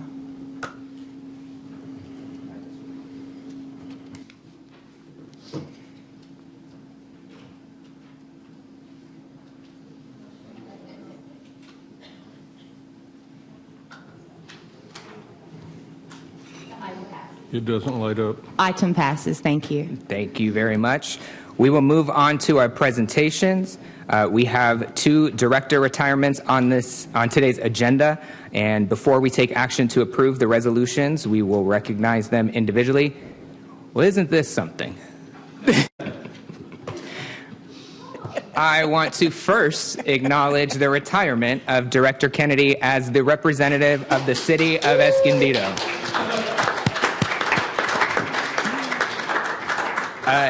Director Kennedy, I just got one question. I mean, when we started this, did you think that this would be how it comes to an end? Yeah. Well, hold on. I'm gonna talk about you first. I'll forgive all of you if this feels like deja vu, because yes, we have retired Director Kennedy once before. I thought the whole purpose of detachment was because you wanted to get out of here, but I'll digress. Today's retirement for Director Kennedy is for his service representing the City of Escondido. He served in this capacity from February 6th of this year to his retirement on October 24th. He served as a member of the Imported Water and Water Planning and Environmental Committee. In all seriousness, I do want to say that in my mind, I have always thought that Director Kennedy has brought perspective to this board that I have appreciated hearing. Many will recall that he and I got to work together on detachment as well as other issues.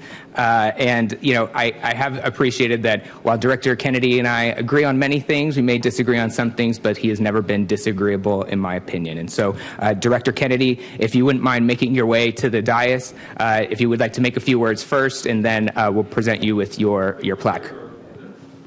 Can you come up here? If you can project your voice, you can come up here. Have a microphone. Yeah, I appreciate that, Chair Serrano. It's always challenging when you have opinions that are different than others do, but I think that if you look at my voting record over the almost 10 years total that I served here, I voted for most things and against only a handful. But I want to assure everybody that you won't be seeing me back anytime soon. So I know last time, yeah, all right, Jimmy, my buddy, brother from another mother.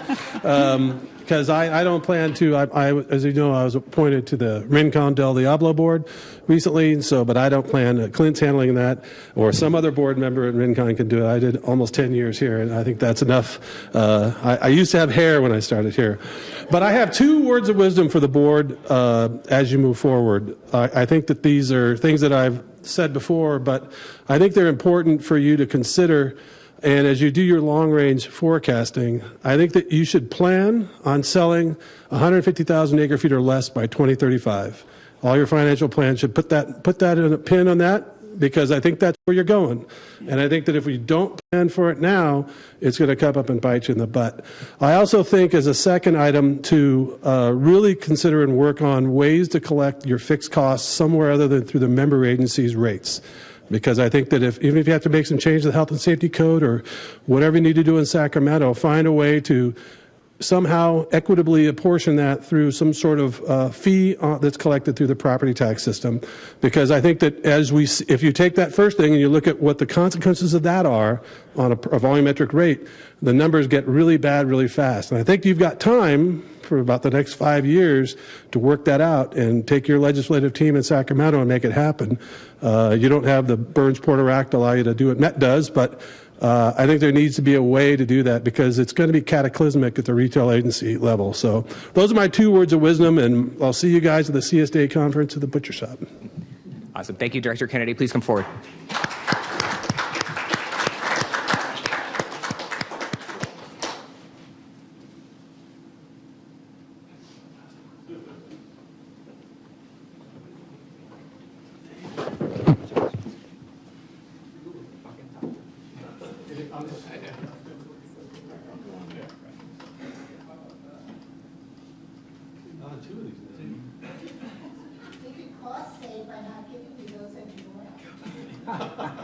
That's right. You'll save money. No more. No more. Although I never said it. Yeah, she does.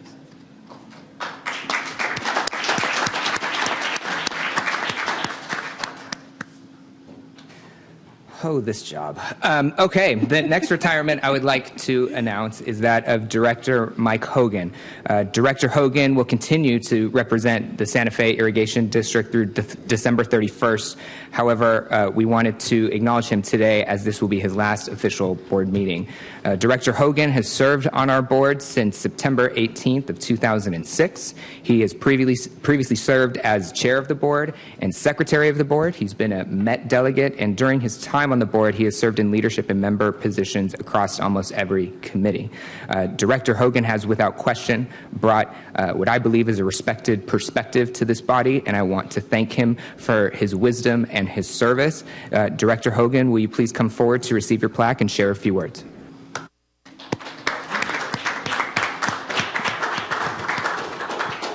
Thank you, Nick. I appreciate that. And just a couple comments. First of all, I want to thank the current staff and past staff.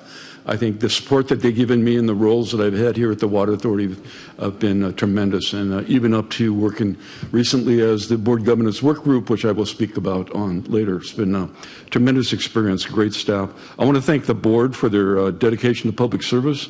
It's been a pleasure to working with you, and I've developed a lot of friendships that I hope to continue in the future. So thank you very much. I guess if I have a word of wisdom to share on what I've learned is that I think the strength of this board is based on the diversity of its board members, based on their experience and their knowledge. I know when I'm trying to make a decision on an issue, I try to listen to that collective wisdom of the group. It's always had an influence on me. We all have to make our own individual decisions based on what our principles are, but I hope the board, as it moves forward, will embrace that collective wisdom of the group, and I'm sure if you do, you'll make the right decisions going forward. So with that, too, I'd just like to mention my replacement is Dana Freehoff. She's here today. I know it's going to be announced later. Dana, former water manager of the water resource manager for the San Diego County Water Authority. She's starting her second term on the Santa Fe Irrigation District Board. So if I'm going to hand the baton off to anybody, I'm honored to hand it off to Dana, and she'll be a great contributor and a participant on the board here. So please welcome her. Thank you. Thank you, Director Hogan. Please come forward.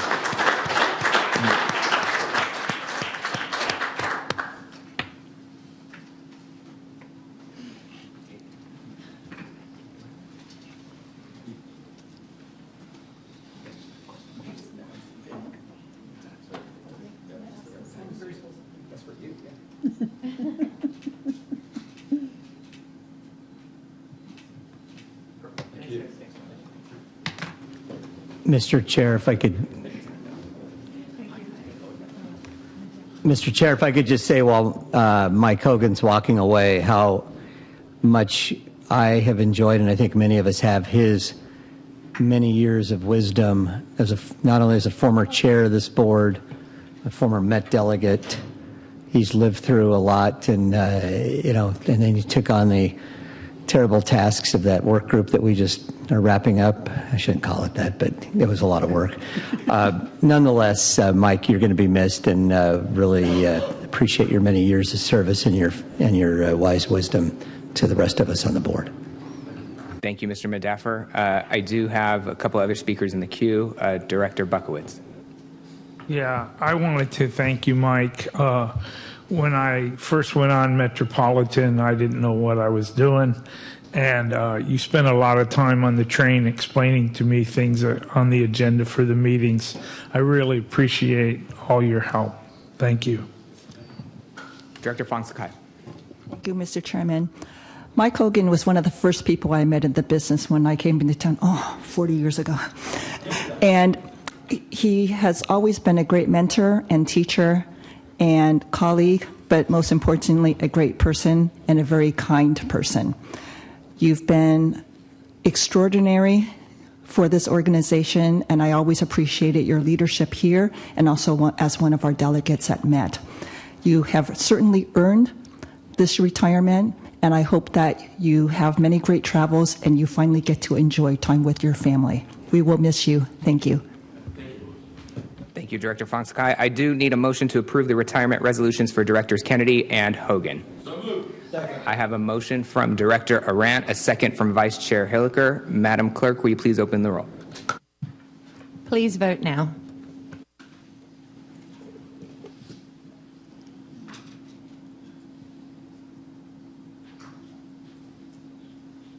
The motion passes. Thank you. Congratulations again to Directors Kennedy and Directors Hogan. Thank you very much. With that, we have the appointments of our directors, item 7.2. First up, we have the appointment of Director Rick Paul, representing the city of Escondido, with his term ending October 18th, 2028. I'd like to extend a warm welcome to Director Paul, and would you like to make any comments at this time? Thank you. I just want to say thanks to all the members here for the warm welcome that I've received. Thank you. Thank you and welcome, Director Paul. The second appointment, as mentioned, is Director Dana Freehoff. Director Freehoff will represent the Santa Fe Irrigation District beginning January 1st, 2025, with a term ending December 13th, 2026. Welcome to Director Dana Freehoff. Where is she? Is she right here? But if you would you like to make any comments at this time? Please come forward. Welcome. Yeah, thank you. I do want to take a moment first to recognize Mike Hogan. He's represented Santa Fe Irrigation District for these 18 years. He's always done an incredible job. He's here. I know there's a lot of complex issues that you guys talk about, but he's able to boil it down, come back to our board, and really give us some amazing updates on what's going on. So, and as far as his dedication and knowledge, it's going to be missed. I've got big shoes to fill, I can tell you right now. So thank you. And I do look forward to working with everyone. I'm excited for the collaboration and partnerships that we're going to form. I think that's really important, not only here in the boardroom, but externally too. So I'm very excited about it, and I look forward to it, getting to meet you and know you all. So thank you. Thank you, Chair. Oh, I'm also looking forward to working under your leadership, too, Chair Serrano. Thank you. I appreciate that very much. Thank you, Director Freehoff, and welcome. Item 8 is our report by chairs, starting with the chair's report. I was pleased to join the quarterly all-hands meeting of the Water Authority staff to talk about all things water, including my priorities for the coming year and my support for their work. Being that I am just a little less than 2 months into this role, it was important to me that as the change in leadership occurred, that I have the chance to meet with the staff here and most of all, say thank you for the work that they do every day to fulfill our mission of providing safe, reliable water to the region. I'd like to thank our general manager for indulging me in this and providing the opportunity, and to the employees of the organization for their commitment to excellence and welcoming me here. On Tuesday, I was honored to join Chair Emeritus Mel Katz, General Manager Denham, and General Counsel Edwards at Metropolitan. Again, coming into this role, it was important to me that I go up to address our colleagues at Met, and it was with the specific objective of setting a new tone for how our two agencies work together, but most of all, how we as Southern California water agencies who are faced with the same challenges and frankly the same opportunities in moving forward together, how we can collectively fulfill our responsibility to the people we serve. I shared that I believe we are at a pivotal moment, not just with regard to our own individual agencies, but in our region. And when I say our region, I don't just mean San Diego. I mean all of us in Southern California. And that is the new notion of regionalism that I know many of you have heard me talked about, and that I believe we must embody and promote going forward. I also shared my commitment as chair of the Water Authority to fostering a partnership between Metropolitan and the Water Authority that is constructive, focused on shared solutions, and not dictated by our past. I also iterated my commitment and expectation that going forward, San Diego will seek common ground rooted in my firm belief that we have more in common than what separates us. Because I believe if we work together in good faith, we can achieve remarkable progress for the people that we serve. I had the opportunity to introduce Chair Emeritus Katz, who will represent the Water Authority on the Met Board starting in January. As you all know, Director Smith has ably represented us for more than 6 years, and I want to thank him for his service not only at Metropolitan, but here on the Water Authority Board of Directors. I know that he has been a respected and valued voice on this body as well, and I know that we will be finding time to recognize him in the future, but I did want to take this opportunity to thank Director Smith for his service. Will you please join me in a round of applause for Director Smith?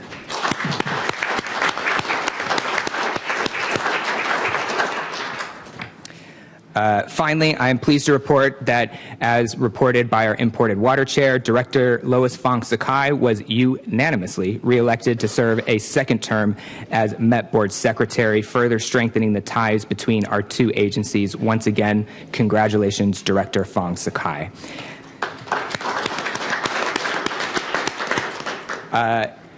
As I think has been mentioned, I'd like to report that in about a week I'll be attending the Colorado River Users Association Conference in Nevada alongside our General Manager, Vice Chair Hilliker, Chair Emeritus Katz, and others. Lastly, the board officers and I convened last week on committee assignments. Thank you to those of you who submitted your preferences for the upcoming year. For those who didn't, dealer's choice. I hope to release these committee assignments by the 1st of December, and that concludes my chair report. Moving on to the consent calendar, Madam Clerk, will you please provide a report of actions taken today by each committee? Thank you. LPO approved the proposed 2025 legislative policy guidelines. ANF noted and filed the monthly treasurer's report. They adopted a resolution establishing the vote and representative entitlements of each member agency effective January 1, 2025. They adopted a resolution to distribute tax apportionment funds received after December 31st, 2023 from the County of San Diego for Fallbrook PUD to the Eastern MWD, and they adopted the annual statement of investment policy as amended and continued to delegate authority to the Treasurer to invest Water Authority funds for calendar year 2025. Water Planning and Environmental adopted the updated water use efficiency policy principles.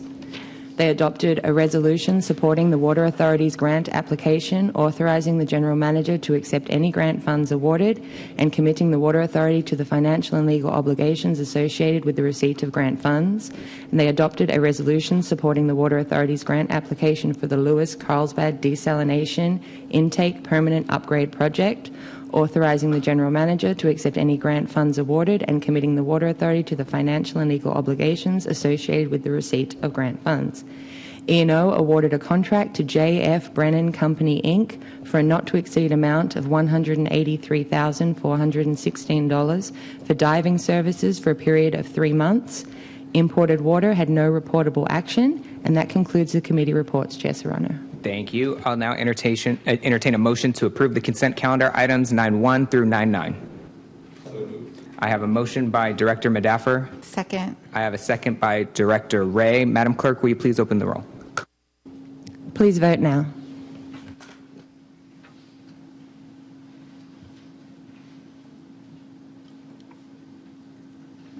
The item passes, Chair Serrano. Thank you. We will now move to item 10 on our agenda, which is our action, discussion, and information items. Item 10A is the Audit Committee Annual Report. And I will turn it over now to Director Ray, the chair of our Audit Committee, who will present this item today. Director Ray. Thank you, Chair Serrano. The Audit Committee's annual report can be found in your board packet starting on page 367. Before I summarize the information contained in that report, I'd like to just take a minute to say that while the audited financial statements are very important to the health and well-being of the agency, allowing sufficient time for board members to review them is also key to the successful operation of the agency. With that in mind, going forward, the Audit Committee and the staff will work together to ensure that the board members all have ample time to review the annual comprehensive financial report, or ACFR as we like to call it. And that way we can provide more time if you guys have questions of the staff members with things contained in that report. So this year, the committee's work focused on the oversight of the annual financial audit for fiscal year ended June 30th, 2024. And my fellow committee members, Director McMillan, Director Vespi, Director Smith, and former Director Hurst and I completed a thorough review of the ACFR, and we're pleased to bring it to the board today for acceptance. I also appreciate that my fellow committee members and serving with them, and I'm proud of the work that we've accomplished this year. I also would like to take this opportunity to thank the Water Authority staff for all their hard work in preparing the ACFR. As the individual that prepares this report for my district, I know the work that goes into it, so I'm grateful for all the extra effort they put forth every year to complete this report. As you can see, it's not any small task. So to summarize, upon the conclusion of the audit of the fiscal year for June 30th, 2024, the auditors gave a clean opinion, which is basically the highest and best opinion that you can get regarding financial statements. And so this is always excellent news. The ACFR has been posted to the Water Authority's website, and you all have a copy here for your reading pleasure. And the results, it's actually very interesting reading, and I actually refer to a lot. The historical information is really useful to me. So the items today that we're bringing before you are to accept and file the committee's annual report and to accept and file the fiscal year 2024 ACFR, which includes the annual required continuing disclosure statements for the Water Authority's outstanding bonds. So the audit committee recommends the board to accept both. And I don't know if any of my fellow committee members have any comments they want to make. I'll move the item. Second. I have a motion from Director Steiner, a second from Director Arant. Any discussion? Director Leahy. Thank you. I just wanted to acknowledge and appreciate the change that we're going to be making into the future and providing this report in advance. This month we had the 400+ page board packet and the additional 145-page report to read. So I do appreciate getting that in the future ahead of time. It makes it a little bit easier for us to be able to digest it. And if our customers, colleagues, peers at our agencies at home have questions about what we are doing and voting on and reviewing, we would have time to be able to answer those questions prior to this board meeting. Thank you. And Director Leahy, I just want to note that concern has been noted, and I'll be working with the general manager and staff to set the expectation going forward. Thank you very much. Director Abdullahi. I won't repeat it much, but I definitely kind of agree with that in terms of kind of getting a little bit early. But I will definitely be voting yes on this, and thank you, staff, for preparing this. All right. Thank you very much. As I mentioned, I have a motion from Director Steiner, a second by Director Arant. Madam Clerk, will you please open the roll?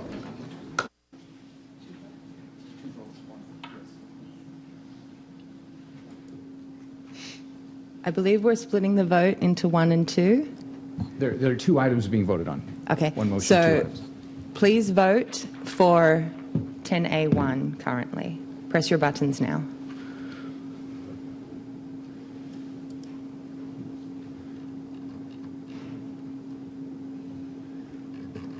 Just making sure everyone's vote has gotten in. 1 second.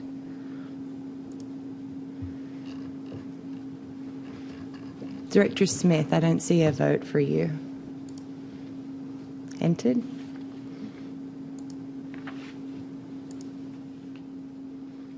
Vote passes at 95.648%. No votes. No votes. Thank you, and we'll take up the second item. Madam Clerk, will you please open the roll? Please press your voting buttons now for 10A2.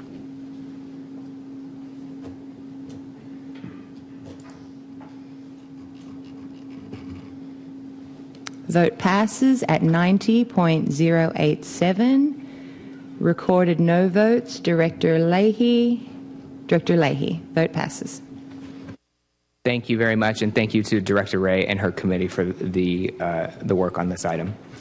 Item 10B is the Board Governance Work Group update. This, as you all know, was a work group formed by Chair Emeritus Katz to look at and evaluate some key items with regard to board governance and concerns raised by some of our colleagues. This also came as a result of one of our prior board retreats. Chair Emeritus Katz appointed Director Hogan to convene and lead this discussions. His work group consisted of Vice Chair Hilliker and Directors Abdullahi, Leahy, Madaffer, Miller, Quorum, Scalzetti, and Smith. I want to thank them all for their service on the work group and helping to inform the presentation we are set to receive today. With that, it's my pleasure to turn the floor over to Director Hogan. Thank you, Chair. So, as Chair Serrano said, this work group was formed 2 years ago, and the composition of the work group changed over those 2 years. So the presentation today, I'm going to give some background on what the work group has done and what the board has approved for the benefit of the new board members. And then we're going to get into just 2 specific tasks that the work group's been addressing. One has to do with the board governance and the election of officers, and the other one has to do with the review of the board per diems. So I think the purpose today is to provide that information. Wait until I go through all the presentation. We can then enter into discussion on the 2 items. But I think, under my understanding with talking to the chair, he's looking for direction on what the next steps are if we want to pursue any action on those 2 items. So with that, next slide, please. I know Chair Serrano mentioned the current members. There were some other members that are former members.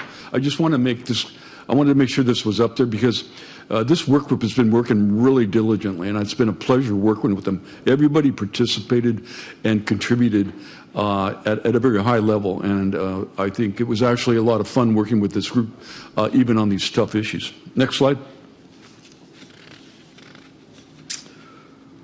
So, as I said, the Board Governance Work Group was commissioned in 2022. It was 2 primary issues were addressed to us.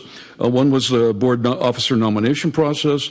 The second one was review the conflict of interest and ethics issues. The work group approached these assigned tasks in multiple phases. Next slide, please. So, phase 1. We addressed the officer nomination process that the board approved in July 2022. The changes included allowed the officer nominations from the floor in September. It eliminated officer slate voting. Each officer voted on individual basis, and the votes for replacement officers performed in the same manner as regular other officer elections. So those changes were approved by the board. Next slide, please. The phase 2 addressed the conflict of interest and ethics issues, and the work group submitted recommendations, and they were approved by the board in March 2024.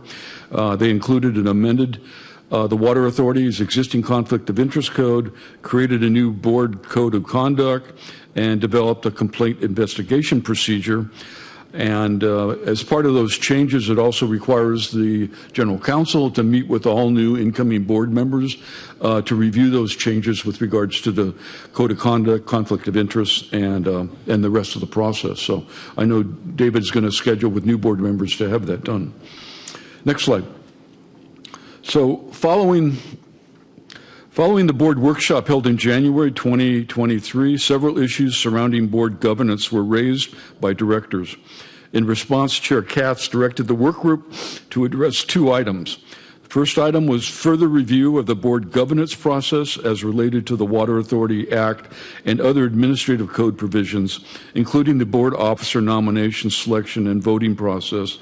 The second item was to review the board per diem, including the MWD delegate compensation.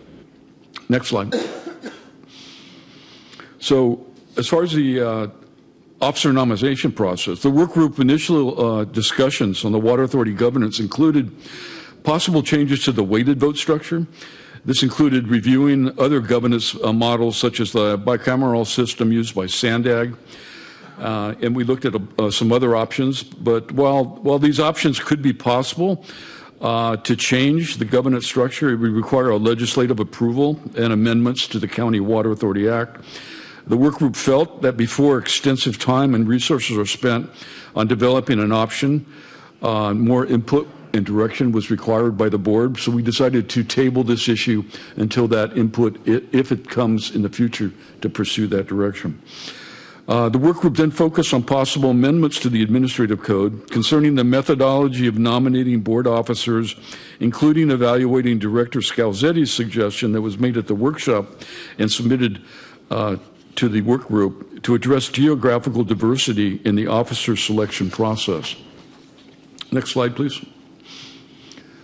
So after much discussion and a review of the current methodology of the nominating process, just as a reminder, the current administrative code divides the board into two groups. There's Group A, the City of San Diego. Group B is all other directors. It also assures that the City of San Diego will qualify for a board chair every third two-year terms. The work group also reviewed the historical geographical representation of officers and found that generally the three officer positions were represented by the City of San Diego, Northeast County, and Southeast County. Based on this information, the work group focused on an option to kind of codify the historical officer representation through the administrative code. The result was the creation of three geographical regions comprised of Group A, City of San Diego, Group B, Northeast County, and Group C, Southeast County. Attached to the board report is a draft geographical regional chart by member agencies developed by the work group. And again, this is presented in a draft form subject to further discussion. Under the geographical diversity option, each geographical area, A, B, and C, would nominate and second an officer.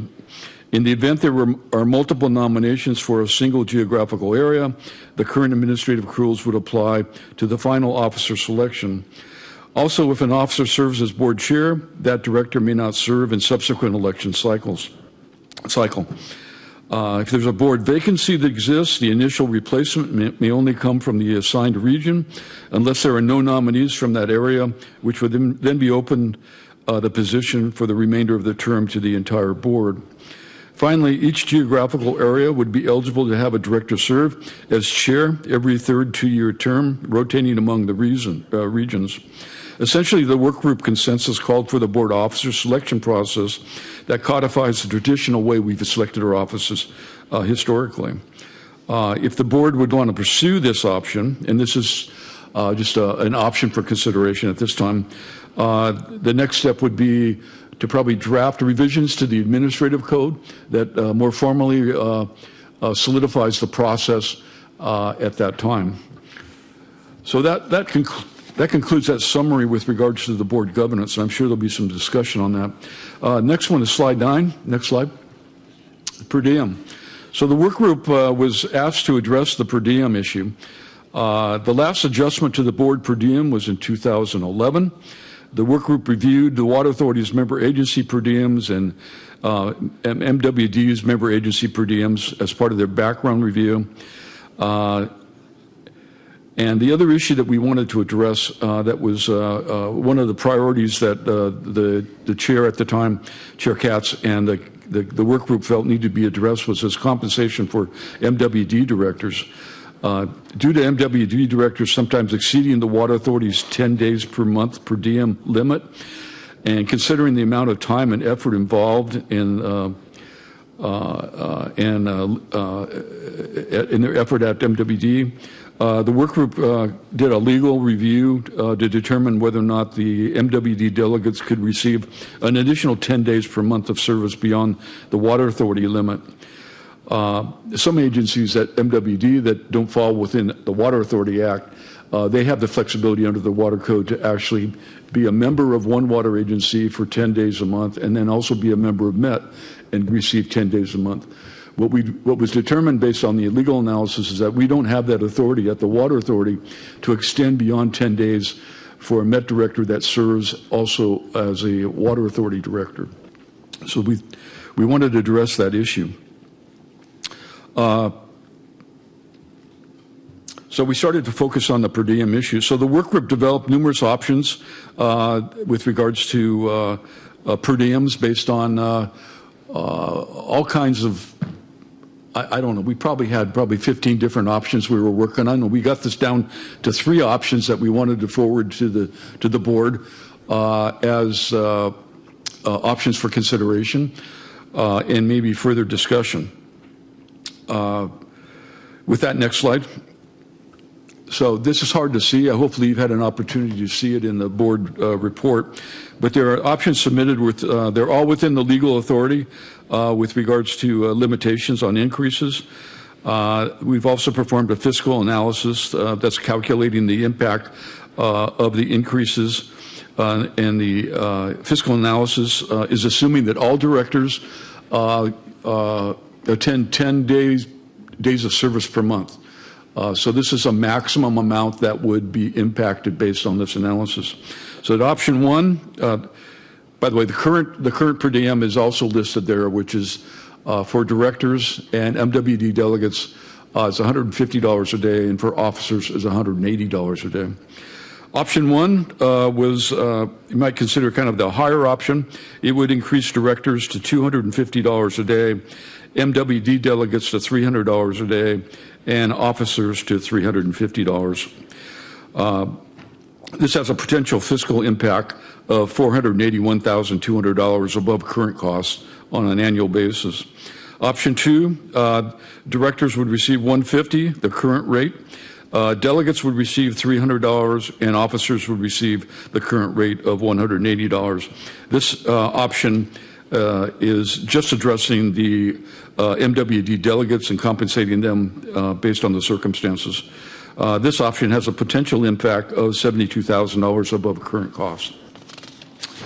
Option 3, directors would receive $180, MWD delegates $300, and officers $200. This is a moderate increase with regards to directors and officers, and retaining a higher level for the MWD delegates. And by the way, the $300 for the delegates is consistent with the survey and the amounts that many of the other delegates are receiving from MWD. The potential impact of this option is $183,600 above the current cost. As stated previously, all 3 options were developed after much discussion and a consideration to try to bring back 3 options. We considered a low, medium, high adjustment. Of course, the option to do nothing and stay at the current rate is always on the table. That concludes my presentation, Chair. I'll be glad to try to answer any questions. I don't know how you want to address this with regards to each item, but Sure. I'll turn it over to you. Thank you, Director Hogan, and I want to thank you again for your leadership and the thoughtful presentation. I will entertain discussion on this, and so we'll go first to Secretary Lyons. Thank you, Chair. Thank you, Mike, and your committee for all the hard work on this. I had one kind of practical question, and then I'd like to explain where I stand on this. If you could go to slide 8, please. Was there, so I'm looking at the new groups that you've created, Group A, Group B, Group C. Is there a reason you're calling out Group B and C as Northeast and Southeast instead of just North and South? Was there some discussion behind that? I think since it includes some East County agencies, but that's the terminology we came up. We thought was best descriptive. I think it could be determined north, south, but I mean, we are talking about East County agencies too that identify themselves as East County. So yeah. Okay. Whatever language is most inclusive, I'd favor. So thank you. Now, I just kind of want to cut to the chase a little bit in saying that we haven't had a problem finding really skilled people to join our board and to volunteer for the Met activities, which implies to me that we're not choosing to do this for the per diem, in that we're really passionate about what we're doing here. So I'm in this time when we're really concerned with rates and our overall budget, and I take that real seriously. I know everyone here does. I'm in favor of leaning in the direction of staying with our current practices as far as per diem at this time. Just wanted to make that statement. Thank you, Secretary Lyons. I'll go to Director Acosta. Great, thank you. I appreciate the hard work that you did, Director Hogan, and wanted to ask a similar question about North, because so many of us are not East at all, but we are North, like Oceanside and Encinitas and Carlsbad and Solana Beach, and there's a ton of us that are West. So I just want to make sure that that's really clear. You don't forget us, and I'd like to have that change. I was also looking at the reference map, and the map is of all of the member agencies, but doesn't call out what is actually A, B, and C, unless I couldn't find that map. There, in my attachment, David, it lists the A, B, and C I as part of looked, the I couldn't find table. it. Okay, I found the service area one. Sorry, what number? It's on page 386 of the board Okay. packet. Yeah. That is, yes, I'm talking about, it doesn't say A, B, and C. I'm looking at page 385, the actual map, the colorful map. Yeah, no, we didn't create a map. We didn't go that far. That's what I'm saying. That's what I'm talking about. Like having that map with an overlay. What is A? What is B? What is C? That's exactly what I'm talking about. Thank you. And as for the per diems, I'm in total agreement with Director Lyons. Thank you. Thank you. I have several other folks in the queue, but I do just want to make clear that as a result of this presentation, it is my intent to bring this to a future board retreat that we will have in the new year to have the discussion further on both of these items. So today, the intent of today was for the board to receive the report out from the work group and receive their presentation. I will go to Director Norman. Thank you, Chairman. I guess I'm not sure how the categories were defined. That's probably some historical, but we in Ramona think of ourselves in North, not South. Because of our ag, we see ourselves very much in alignment with the northern part of San Diego County. So I don't know how that list was created, and I apologize if this is old history. Thanks. Can I just say that the work group, we made our best judgment call with regards to how to break up the regions, tried to balance the number of board members in each region as well, and what was a common boundary line between the city of San Diego and North, the Northeast and South. So there was some logic to it, but it's there for discussion, if we go forward. Yeah. Vice Chair Hilker. Thank you, Chair. Director Hogan just said what I was going to say. Pretty much we were just looking at it going, okay, we've got kind of South County and East County, and that's that many board members. And the reason why we said Northeast was if we said North, then we didn't want any problems with people identifying, well, am I North Coast, am I North Inland? So it was kind of like North and east of there. So it was just no rhyme or reason. That's just what we came up with as a group. Director Fong-Sakai. Thank you, Mr. Chairman. And I really appreciate the time that Director Hogan and his committee spent on developing this report. And as a Met delegate, I just want to share with all of you that, of course, none of us serve on this board with the intent of getting rich. And we certainly are not making any money. But I will share with you that Met delegates spend an inordinate amount of time preparing and traveling and studying and making phone calls to be up to speed as to all the important issues that are coming before Met that could affect our organization also. All the time that we spend doing telephone calls, reading, studying, traveling is not covered if it's not an actual meeting. And it's not unusual for the delegates to spend 12 and 14-hour days for a per diem of $150. As many times we get up early, we go to the meetings, we go to Met, and then we're building relationships with people before the meetings, during the meetings, during lunch. And after the meetings, we're getting together for dinner to try to build those relationships. So yes, it's not unusual to have a 12 and 14-hour day.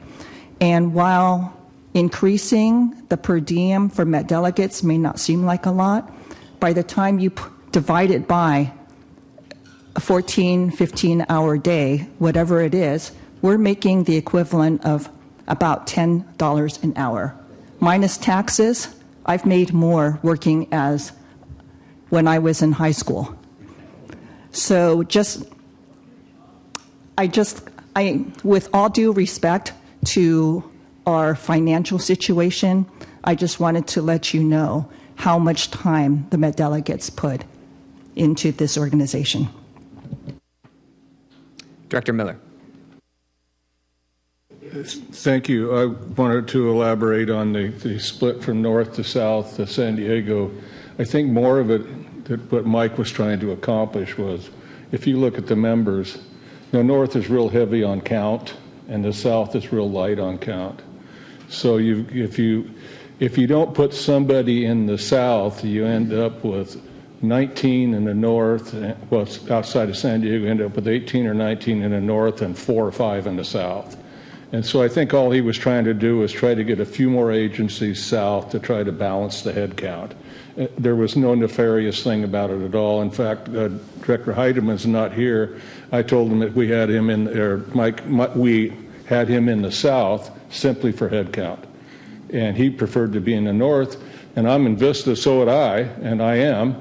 But I also look at if we wanted to have somebody wants to run for chair, and you've got 16 agencies that you're competing against for that spot, and in South is only 6 agencies, what do you think your chances of getting a chair or an officer spot, which area would be easier? So we were just looking to kind of balance it out and get a little bit of the head count down south to try to get the numbers. And there's no way to make it even, because we'd end up with Escondido or somebody in it, and we just didn't think that was right. So that was the only reason we had head count down there, which is to try to get more people spread equally, and it's never going to be equal.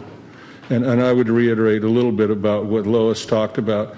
When I was in the committee, I do 10 days a month, almost religiously. Gail does 20 days a month. And it's, Lois is exactly right. None of us are here for the money. If we wanted the money, if it was about money, none of us in this room would be here. But there is a time when you look at your retirement and you look at what you're doing, and you're really, I can't hire a day laborer at Home Depot to do what we do for the per diem we get. So, and when you're a chair, 10 days, I'm a chair of an ad hoc, which is like 1 meeting a month. When you're a chair of a committee, it's more like 18 or 20 days a month. And it's just a lot to expect your people to do for what little we get paid. So that's my 2 cents worth. And I'm not going to quit if you don't give me a raise. But Director McMillan. Yeah, I probably come from a different view. I'm more of a numbers guy, and I know that it was, you mentioned the last raise was 2,000 something. I really think it was in 1997 when Jerry Johnson, Joe Parker, and myself set it at 150 for the members, and then there was that 180 increase for the executive officers a few years later. But if you look at just straight, and they didn't go into inflation, but inflation's been, 70, 80% since then, and many other things. And I do understand the concept of, the people are worried. This isn't beneficial to me. I'm planning on leaving the authority in January, so everything I say is for the others' benefits. But I do think that it should be raised, certainly for the Met delegates. That's a killer.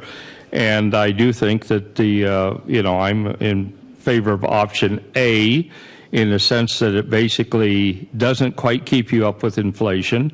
And if I listen to Jerry or anybody talk about employees, he will always talk about we must maintain cost of living. And for some reason, this group doesn't want to. It's very difficult to raise your own rates. As a small businessman of having run 30 or 40 different entities, I understand how difficult it is to raise rates. But I do think it's fair to the directors, and we certainly need to do something with the Met directors. Director Steiner. Thank you, Mr. Chairman. I appreciate all the work done. There's a lot to chew on here, and as you said, we're not voting today.